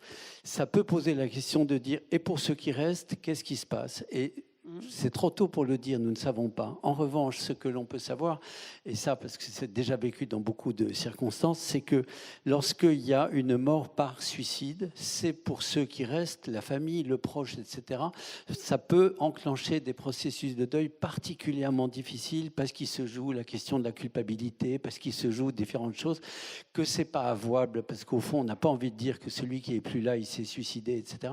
Et donc de dire que cette fin de vie si particulière, elle peut générer effectivement des choses qui sont particulièrement difficiles au niveau du deuil, mais pas non plus à coup sûr. Voilà. Ça ne répond peut-être pas complètement à votre question, je sais pas. Ce ne sont pas faciles ces questions qui sont à mi-chemin entre le deuil et quelque part une évolution de notre législation française dans un sens qui n'est en l'occurrence pas tout à fait déterminé. Néanmoins, s'il y a une autre personne qui voudrait encore aborder la chose, peut-être, voilà, je ne sais plus toutes les mains qui s'étaient déjà levées. S'il y a un micro en main. Oui, merci beaucoup, monsieur, de vous être levé. Et puis, il y a une autre personne tout au fond. À vous. Alors, moi, ma question, elle est une demande de conseil. J'essaye d'accompagner quelqu'un endeuillé et qui a subi un arrêt sur image. C'est-à-dire que ça fait 5 ans que sa vie ne tourne qu'à l'idée de cette perte, de cette séparation, de ce chagrin, et que cette personne, j'ai l'impression qu'elle se... Enfin, ce n'est pas un jugement, mais sa vie n'existe plus, il n'y a plus d'élan, elle n'est que dans le fait d'avoir subi cette perte. Moi, je ne sais pas quoi faire. Voilà, je demande un conseil. J'écoute, mais on patine. Alors, disons que, vous savez, je pense toujours qu'il faut, si ça fait 5 ans, il faut chercher de l'aide. Il faudrait que cette personne puisse avoir quand même une relation avec un professionnel du deuil. C'est-à-dire, ou quelqu'un de très bien formé à l'intérieur d'une association comme Jalmal, ou bien un psychologue du deuil, comme je pense au docteur Christophe Forêt, par exemple, parce que là, il faut essayer de faire sortir ce que cette personne encore retient à l'intérieur d'elle-même. Parce que là, on rentre dans un deuil qui, effectivement, devient chronique. Et là, il y a du danger aussi pour la propre personne. C'est-à-dire, il y a le risque de somatiser, par exemple, avec le même type de maladie qu'avait la personne auparavant. Donc, à l'intérieur de ce livre, vous verrez, il y a bien une définition. Le deuil est un processus normal que nous traversons tous. Mais quand, bien sûr, il s'installe, c'est là où il faut être très attentif, où il faut faire très, très attention et observer les comportements. Et puis là, il faut pouvoir demander de l'aide, et demander de l'aide de professionnels. Parce que des miracles, il n'y en a pas. J'aurais beaucoup de mal à vous donner une suggestion, quelle qu'elle soit. Il faudrait que je puisse parler avec vous en privé et puis que vous m'expliquiez davantage le contexte, l'âge, etc., les conditions. Parce qu'il y a tellement de situations qui sont différentes et aucun deuil n'est semblable à l'autre. Alors là-dessus, et ce n'est pas un clin d'œil, Amanda Castello est là aussi avec nous demain. Vous trouverez peut-être demain un meilleur moment pour faire un petit aparté, pour essayer de creuser cette demande qui est extrêmement simple. Merci beaucoup de l'avoir exprimée. On se met à votre place et on se dit « je ne sais pas ce que je ferai ». Merci beaucoup de cette proposition de réponse.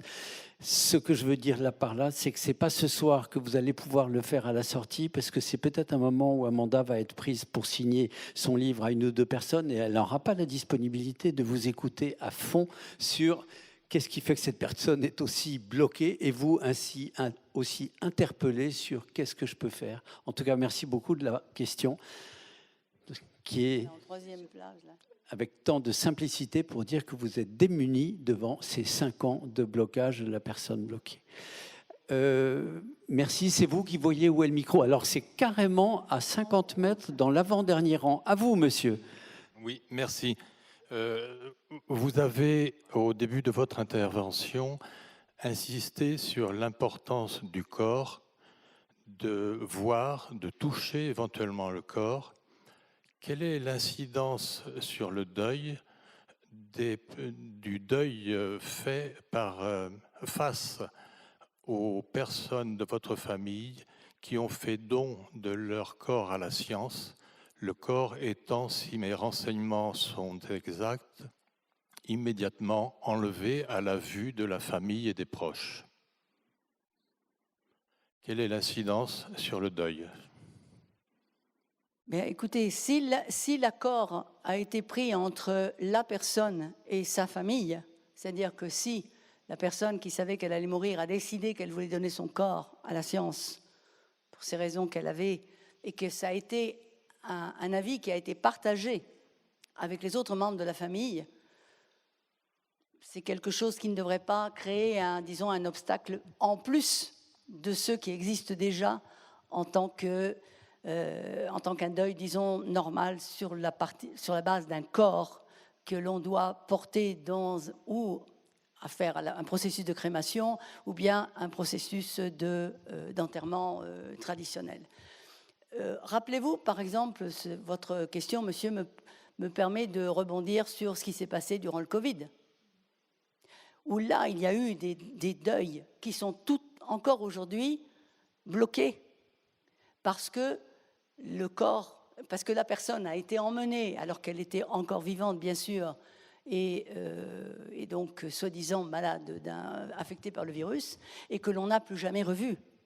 Donc on n'a plus jamais pu toucher cette personne, on n'a pas pu même lui laisser un message, on n'a pas pu lui laisser une photo, on n'a pas pu lui laisser je ne sais pas quoi moi, un petit mot doux à lui mettre dans son sac, puisqu'il n'y avait même pas à ce moment-là de cercueil. Et donc ce sont des deuils qui encore aujourd'hui sont pour beaucoup de personnes bloqués. Même si après ils ont fait une cérémonie religieuse, laïque ou autre, plus tard, différée. Mais cela a créé des problèmes très graves, parce que justement, il n'y a pas eu la possibilité d'un accompagnement de la personne, avant toute chose, et après des soins à donner au corps. Dans toutes les cultures, les soins à donner au corps sont importants. Rappelez-vous les Égyptiens, rappelez-vous les différentes formes de culture qui sont différentes les unes des autres. Il faut apprendre, d'ailleurs, en général, le personnel soignant ou les pompes funèbres apprennent la différence, comment est-ce qu'on traite le corps d'une personne qui est de religion islamique, plutôt que bouddhiste, plutôt qu'autre chose. Donc, si c'est une femme ou si c'est un homme, ça change aussi. Donc, le rapport au corps est fondamental. Alors, pour votre question très spécifique, La seule réponse que je peux vous donner, c'est que l'important dans un cas comme ça, si c'était un cas à venir pour le futur, ça serait que cette choix, cette décision soit partagée avec les membres plus intimes de la famille. Il y avait ce monsieur qui était là. Ah non? Ah bon, ok. Oh. Et merci parce que vos questions sont toutes très personnelles, spécifiques, assez intimes, mais il en va, c'est Là, il y a une ainsi dame. sur notre sujet. Là, il y a une- Voilà, s'il y a dans les premiers rangs, merci beaucoup de circuler rapidement comme ça et de servir tout le monde, près ou loin. À vous, oui. Oui, merci. Deux petits-enfants de 6 et 7 En se levant peut-être, Oui, parce que pardon. c'est comme ça on sait qui parle. Oui, je pose la question sur deux petits-enfants qui ont perdu leur grand-mère par suicide. À 6 et 7 ans, ils commencent à parler, à demander à leurs parents, ils parlent de la mort. Et on se dit, est-ce que, voilà, les parents, alors l'un a répondu, l'autre a botté en touche. Mais quand parler du suicide de cette personne, je veux dire, on leur a parlé de la mort, mais quand faut-il en parler? À quel âge? Enfin, comment? Je crois Voilà. que Merci, c'est une question. oui, c'est encore une fois, c'est une question, vous voyez, qui est très personnelle, auquel il faudrait qu'après je puisse parler avec vous un petit peu. D'autant plus, je crois qu'il y a un groupe qui va travailler sur la question du suicide demain.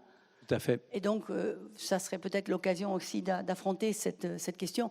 Je crois qu'il faut suivre la demande de l'enfant. C'est en fonction de ce que demande l'enfant et de ce qu'il veut savoir, et lui répondre toujours par une autre question. Qu'est-ce que tu as compris? Qu'est-ce que tu veux savoir? Qu'est-ce que toi tu as vu?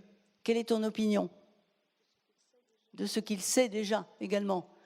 Parce que c'est pas la même. Il y avait 2 enfants, donc de 2 ans de différence, c'est ça. Donc je pense qu'il faut voir avec eux, il faut les laisser parler. Moi j'ai travaillé dans des groupes de deuil pour enfants, qui étaient sur le modèle du docteur Michel Lanu, non, qui était vraiment de la Fondation Vivre son deuil. Et donc c'était justement le travail en utilisant aussi tout ce qui est graphique, par exemple. Avec les enfants, c'est beaucoup plus facile de travailler avec le dessin, avec la pâte à modeler, avec des masques. Le docteur Michel Lanu travaillait beaucoup avec des masques qui après étaient dessinés par les enfants, parce que l'enfant a ou bien des mandalas. Parce que pendant que l'on fait ce travail, comme je vous disais, comment je taille mon crayon, je pense, je réfléchis, ou j'élabore des émotions qui viennent. Eh bien, quand on fait un mandala, par exemple, avec des enfants, ou qu'on fait donc certaines de ces approches, ça permet à l'enfant, après, qu'il commence à émettre une opinion ou émettre une idée ou une question. Et il faut accompagner le processus mental et émotionnel de l'enfant. Il n'y a pas de lignes qui sont... Il n'y a pas un âge particulier. C'est en fonction de ce que veut savoir l'enfant. Parce que l'enfant va poser les questions. S'il se rend compte que vous allez lui répondre de façon confiante la vérité, pas la vérité totale et absolue, mais le dosage de vérité qu'il est capable d'intégrer. Donc il pourra petit à petit aller un petit peu plus loin. Mais encore une fois, il faudrait qu'on en parle après ensemble. Merci. Non, je voulais rajouter. Ah voilà, monsieur qui voulait déjà poser la question tout à l'heure, cette fois-ci, il veut. Je crois que Amanda a bien répondu à la question, en fait. C'est ce que j'allais dire aussi. C'est vraiment suivant l'âge, suivant les questions que pose l'enfant. Déjà, il sait quelque chose et de pouvoir, à ce moment-là, lui demander ce qu'il sait pour pouvoir après lui répondre. Parce que ce n'est pas la peine non plus d'aller lui en dire de trop, parce qu'il n'a pas besoin de savoir le trop. C'est juste, il a juste besoin de savoir la vérité, mais sa vérité. Oui, ça fonctionne, oui. Alors tout d'abord, bravo pour ce que vous faites. Et c'est pas vraiment une question, c'est plus un constat, questionnement. C'est en fait, tout à l'heure, vous disiez, dans notre société, comment prendre le temps d'écouter. Et je rajouterais, sans faire l'hypocrite, maintenant, on prend plus le temps avec les gens et maintenant, on sait qu'il y a plus de crémation que d'inhumation parce que les gens, ils prennent pas le temps après d'aller, tout à l'heure, vous parliez de la Toussaint, les gens vont plus à la Toussaint, enfin, ça s'oublie un peu dans la famille. Donc, Maintenant, qu'est-ce qu'on fait, comment on fait par rapport aux gens qu'on peut justement croiser dans la rue, ou des petits cousins, des gens qu'on a connus mais qu'on a un peu oubliés.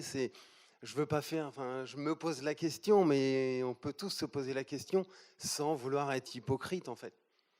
Donc c'est plus un constat, questionnement, mais personnel, mais est-ce que vous pouvez aider dans la société par le biais de ce que vous faites? C'est continuer, faites-vous aider des médias la société s'est perdue en fait. Alors c'est perdu parmi les vivants, alors par rapport aux morts, voilà, paix à leur âme. Hein. En vous écoutant, ça me fait insister sur ce qui a été dit à travers le témoignage d'Amanda, qui est à propos de cet enfant, plutôt peut-être que de répondre à l'enfant qui a une certaine question, si on passe par le détour de faire dessiner cet enfant sur quelque chose, sur le sujet qui le préoccupe, peut-être là le grand-parent qui s'est suicidé, on va prendre plus de temps avec lui et on va lui donner du temps sur ce qu'il a. Alors c'est un exemple complètement microbique, mais en écoutant ça, je me disais, c'est pas ce qu'on a l'habitude de faire. On a plutôt l'habitude de répondre en essayant de répondre bien et pas trop longtemps. Rester avec un enfant, le temps qu'il dessine la question qui est son grand-parent suicidé, ça va être beaucoup plus long, mais c'est peut-être infiniment plus riche pour l'enfant. Mais l'exemple est microbique, mais c'est le lien entre ce que vous évoquez et notre société ne prend pas ce temps, ni collectivement, ni nous individuellement, tellement. Il y a peut-être d'autres commentaires à faire. Mais vous avez tout à fait raison, vous parliez d'hypocrisie. Je ne sais pas tellement si c'est hypocrisie, parce qu'hypocrisie, ça sous-entend une intention, non ? Or, je crois qu'il n'y a pas une intention dans cette société. Vous avez raison, cette société malade qui n'a plus le temps, qui ne prend pas le temps d'écouter les autres ou de s'intéresser des autres. Je crois qu'il faut reconstruire, disons, une humanité différente. En fin de compte, il faut y croire d'abord, non ? Si on est là, c'est parce qu'on y croit. Si vous faites les bénévoles, c'est parce que vous y croyez. Si moi j'écris ce livre, c'est parce que j'y crois. Parce que c'est des années de travail, c'est de recherche. J'ai dit que j'avais fait un instrument avec des outils, un outil pratique, mais il y a des quantités de notes pour ceux qui veulent approfondir. Je n'ai pas voulu rentrer pour que ce ne soit pas un livre qui soit trop complexe. C'est un livre qui peut être à la portée de tout le monde. Je vais vous donner un autre exemple. Alors, pour repartir sur, par exemple, les enfants. Un jour, je reçois en patient une maman qui m'explique son mari venait de mourir. Okay. Or, son mari, elle avait 2 enfants. Un petit garçon, une petite fille. La petite fille, 3 ans. Donc, elle n'était pas tout à fait dans ce qui est en train de se passer. Le petit garçon, lui, il avait 6 ans. Or, ce petit garçon avait subi des violences de la part de son père. Violences physiques, hein, pas de choses sexuelles, physiques. C'était un homme qui tapait sur son fils régulièrement. Du moment où le père meurt, le petit garçon ne verse pas une larme. Et la mère était préoccupée parce qu'elle me dit, il n'y a plus aucune émotion. Et il commence à 6 ans à contrôler sa mère. Qui est-ce qui a téléphoné ? C'est quoi ? C'est la facture du téléphone qui est arrivée, la facture d'électricité. Et il me dit, mais tu as 6 ans, c'est moi qui m'occupe de ça. Il avait donc fait une espèce de transfert sur le rôle du père. Et il ne pleurait jamais. Donc, sa mère m'a demandé si on pouvait l'aider. Et j'ai travaillé avec mes assistantes. On recevait l'enfant dans une grande salle avec de la moquette. On se mettait 4 pattes par terre, en jean. Et puis on travaillait avec des dessins, avec des mandalas. Moi, j'ai utilisé aussi des techniques des chamans d'Amérique du Pérou, où on allait chercher des coquillages ou des plantes, etc. Et on faisait des compositions. Et puis, on a commencé, après un jour, à travailler avec ce qui pouvait être des choses qui étaient sales. Et puis, un jour, mais ça a mis plus d'1 mois, le petit garçon, il venait. S'il ne voulait pas venir, il ne venait pas. Et il venait. Et puis, un jour, il a eu une explosion de colère, mais qui nous a vraiment fait un peu peur. On l'a laissé faire. Et il a commencé à taper partout. Il tapait sur les portes, etc. Et il disait « Je le hais, je le hais, je le hais ». Et il s'est mis à pleurer, pleurer, comme on dit, toutes les larmes de son corps qu'il n'avait pas pleuré pendant si longtemps. Et à partir de ce moment-là, il y a eu comme une espèce d'un abcès qui s'est crevé. Et l'enfant retrouvait son rôle de petit garçon. Il a laissé sa mère tranquille. Il a pu contrôler ses coups de téléphone. 1 mois, ça nous a pris 2 mois facilement, en le voyant 1 fois par semaine et en travaillant de cette façon. Donc, vous voyez, ce n'est pas des réponses, vous voyez, madame aussi, ce n'est pas des réponses spécifiques avec une technique spécifique, mais c'était permettre qu'à un moment ou à un autre, cet abcès crève, sans le provoquer, à la vitesse à la nécessité, aux besoins de l'enfant. Mais enfin, voilà. Donc, chaque cas est différent, chaque cas est unique. Il n'y a pas de réponse. Mais je crois qu'il faut, oui, créer une nouvelle humanité. Il faut, voilà, se battre pour les soins palliatifs. Il faut. Je vous donne un autre exemple. Moi, j'ai une dame que je n'ai jamais rencontrée, qui habite à Cannes, et qui m'a dit, j'ai acheté votre livre, et je l'ai d'abord utilisé pour moi, parce que j'ai perdu ma mère en EHPAD au moment du Covid. Et donc, bien sûr, je n'ai pas pu l'accompagner. Et ça, pour moi, ça a été terrible. Et encore aujourd'hui, je me sens coupable. Mais je dis, vous ne pouviez pas, de toute façon, c'était interdit. Et alors, elle a décidé de retourner à l'EHPAD, et elle a acheté un autre livre, et elle l'a porté à la directrice de l'EHPAD. Et la directrice de l'EHPAD lui dit, vous ne pouvez pas savoir comme vous faites du bien, parce que je viens de perdre mes 2 parents. Cette médecin, directrice de l'EHPAD, et elle était en deuil. Personne ne le savait. Et donc, elle a porté ce livre qu'elle a offert à la directrice de l'EHPAD, au nom de sa mère, puisque sa mère était morte dans cette EHPAD. Et elle m'a dit, je n'étais jamais retournée dans cette EHPAD depuis. Et pour moi, c'était un blocage, je ne pouvais pas y arriver. Et du jour où elle a porté le livre, là, et puis de là, elle a commencé à dire, et la directrice a dit, mais vous pourriez en parler avec la psychologue, parce que c'est pour être utile pour nos personnes qui sont chez nous. Donc vous voyez, c'est là où on commence à créer cette humanité nouvelle, c'est-à-dire à se dire, bon, eh bien, voilà, peut-être que dans les EHPAD, on peut acheter ce bouquin et puis le donner à la psychologue ou à l'animatrice, et puis commencer à travailler avec les autres personnes qui ont des deuils à gérer de Monsieur X qui jouait aux cartes avec eux. Donc c'est que ça, la politique des petits pas, créer une nouvelle humanité, s'intéresser aux personnes qui sont à côté. Enfin, c'est un long chemin, hein, il y a du travail. Hein. Sûrement, c'est un long chemin que de faire des choses pratiques pour développer un peu d'humanité. Oui. Alors, on est bien ensemble, je le sens. En même temps, la pendule avance comme toujours. Il y a au moins deux mains qui viennent de se lever là plutôt sur l'avant.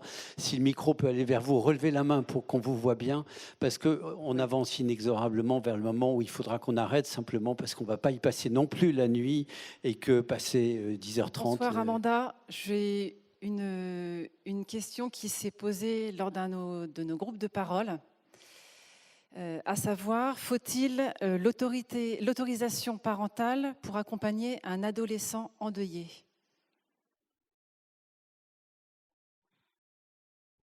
Voilà une colle. Merci beaucoup de nous filer une colle à 10h20. Mais non, mais vous avez fort bien fait de poser votre question à voix haute. Oui, mais humainement. Alors, je dirais, madame, moi je répondrais, il y a 2 façons. Il y a la légalité et il y a l'humanité. Alors, si vous me demandez légalement, je suppose qu'il faudrait avoir l'autorité parentale, mais parfois, nous, il est arrivé d'avoir des enfants qui venaient demander de l'aide tout seuls. Vous savez, il existe téléphones rose, azur, bleu, vert, jaune, qui sont justement pour des personnes en difficulté ou pour des enfants en difficulté. Donc, moi, je pense qu'un enfant qui a... Si c'est les parents qui les accompagnent, c'est une chose. C'est le parent qui vient demander de l'aide. Mais moi, je sais que si c'est un adolescent, si l'adolescent ne le veut pas, je ne peux pas accepter. C'est l'adolescent qui doit vouloir recevoir de l'aide ou demander un éclaircissement pour quelque chose.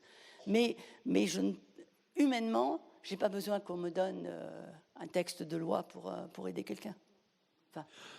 Merci beaucoup de cette réponse. Il y a peut-être... voilà, oui, monsieur, à vous. Je voulais juste savoir qu'est-ce que vous pensez du phénomène du deuil, ces personnes qui vont mourir et qui vont avoir un traitement ou une rémission et qui vont faire abstraction du deuil qu'ils avaient préparé de leur propre mort et qui vont se mettre à revivre pour peut-être replonger plus tard ou ne pas replonger. Pas bien compris. J'ai pas bien compris. Je ne suis pas sûr d'avoir bien compris le début de ce que vous disiez. Je pensais à ces personnes qui sont très malades, qui savent qu'ils vont mourir, qui préparent leur propre deuil dans leur tête, et soit un traitement, soit une rémission, ils vont mieux aller pendant longtemps, et donc ils vont qu'ils fassent le deuil de leur propre deuil. Si vous avez bien entendu la question là, pour le coup, c'est une question, j'allais dire originale, oui. Je ne crois jamais avoir entendu, mais merci beaucoup.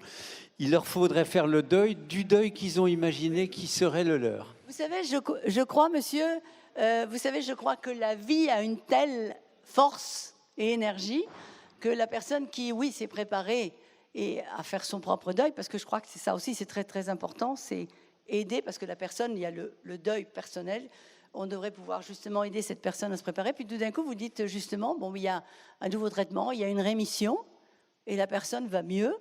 Bon, à ce moment-là, je crois qu'il y a plus à se préoccuper. La personne, à ce moment-là, quand elle est en rémission, elle ne reparle pas, elle n'élabore pas sur le deuil de son deuil, si vous voulez.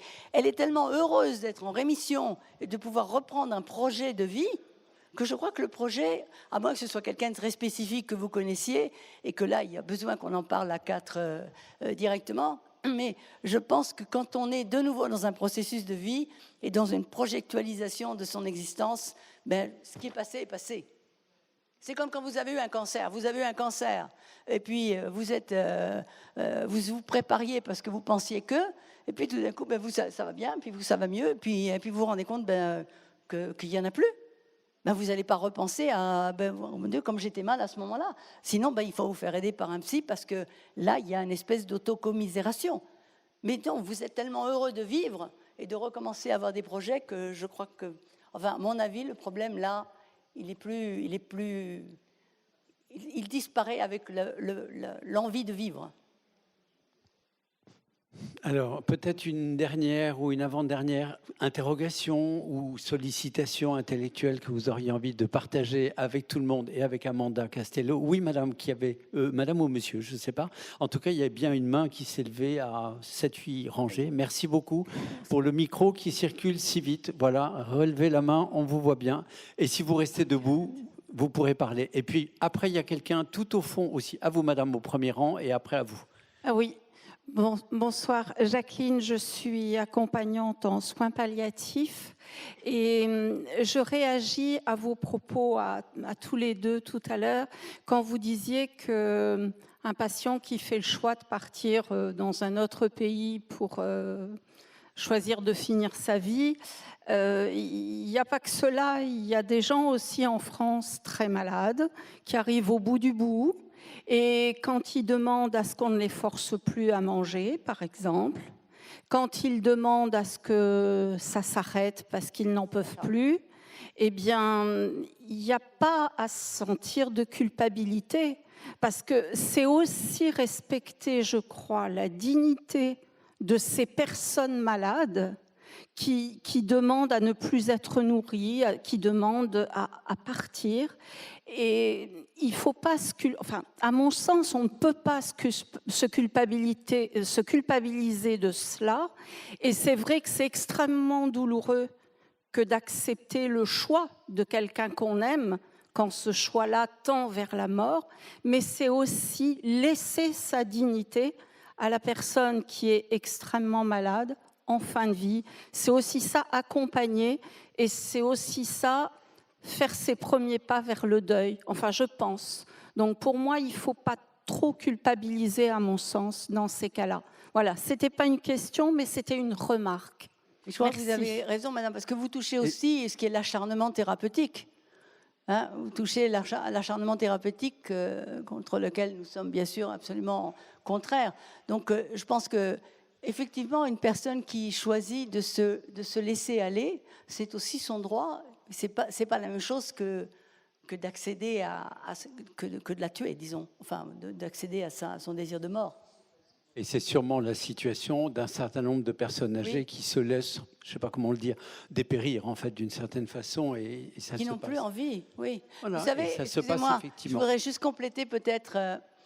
J'ai beaucoup voyagé et j'ai appris beaucoup des peuples premiers. Et la sagesse de beaucoup de ces peuples, aussi bien en Asie, par exemple, qu'en Afrique, qu'en Amérique latine, c'était qu'au moment où la personne du peuple savait qu'elle allait mourir, souvent la tribu ou le peuple tout entier l'accompagnait dans un lieu particulier. Parce qu'on a vu aussi cela dans certains films western, certains films sur les Indiens, qui étaient un petit peu très superficiels. Mais enfin, on savait que la personne allait partir, elle n'avait plus envie de manger, elle n'avait plus envie de vivre, et on respectait son désir, et elle se laissait petit à petit mourir. C'était comme une espèce d'auto-arrêt des fonctions vitales. Donc de la même façon qu'on a, c'est une des études que l'on fait beaucoup aujourd'hui, de la même façon qu'on a le pouvoir de guérir, ces fameuses guérisons miraculeuses, on a le pouvoir, par le pouvoir de l'intention, je vous envoie au livre de Deepak Chopra ou d'autres qui travaillent dans ce domaine, on a aussi le pouvoir d'éteindre la machine, de laisser fermer, arrêter toutes les fonctions vitales. Donc oui, je pense que vous avez raison, il ne faut pas se culpabiliser dans des cas comme ça. C'est le désir de la personne, elle ne veut plus, il ne faut pas la forcer à manger, il ne faut pas la forcer, il faut la laisser partir. Alors, il me semble qu'il y avait une personne, merci beaucoup de vous pouvoir prendre la parole. À votre tour, à vous. J'ai accompagné souvent des femmes qui avaient vécu des fausses couches ou subi des IVG. Et j'ai remarqué que c'était des deuils très difficiles à faire parce que c'est souvent très, très banalisé ou refoulé. Et je voulais savoir ce que vous en pensez. Je suis tout à fait d'accord avec vous. Ça aussi, c'est un problème de manque d'humanité de notre société. Pendant très longtemps, d'ailleurs, j'en parlais avec une jeune femme qui a le petit stand là, juste ici, qui, je crois, va parler demain, d'ailleurs, dans un atelier. Pendant très longtemps, on a considéré que c'était quelque chose de pas important, que le fœtus n'avait pas de statut légal, qu'il n'y avait pas de raison de faire un enterrement ou de faire une cérémonie, et que la douleur de la femme, pas de raison d'être. En fin de compte, c'était un enfant qui n'avait de toute façon pas eu le temps de vivre, donc ça n'avait pas de valeur. Et ça, c'est un problème de société, c'est un problème de manque d'humanité, de connaissance, d'information. Et donc de laisser ces femmes seules, comme si c'était honteux de n'avoir pas été capable de devenir mère à tous les effets, comme le veut la société bien pensante. Parce que nous vivons, alors je reprends le mot hypocrite que vous aviez utilisé, monsieur. Voilà, on est dans une société hypocrite, dans une société de superficie. On est dans l'apparence. Et on n'est pas dans le profond de l'écoute de la souffrance réelle d'une personne comme celle-là. Et donc aujourd'hui, le deuil périnatal est reconnu. Mais il y a encore beaucoup de cas où on vous dit, écoutez, un peu comme vous avez perdu votre chien, allez au chenil et prenez un autre chien, on vous dit, vous en referez un autre d'enfance. Vous êtes jeune encore. Or, c'est ça le drame et la douleur d'un deuil qui est l'incompréhension de la part des autres. Donc là, il y a un grand manque d'information, il y a un grand manque d'humanité. Eh bien, c'est sur cette phrase que je vous propose qu'on s'arrête.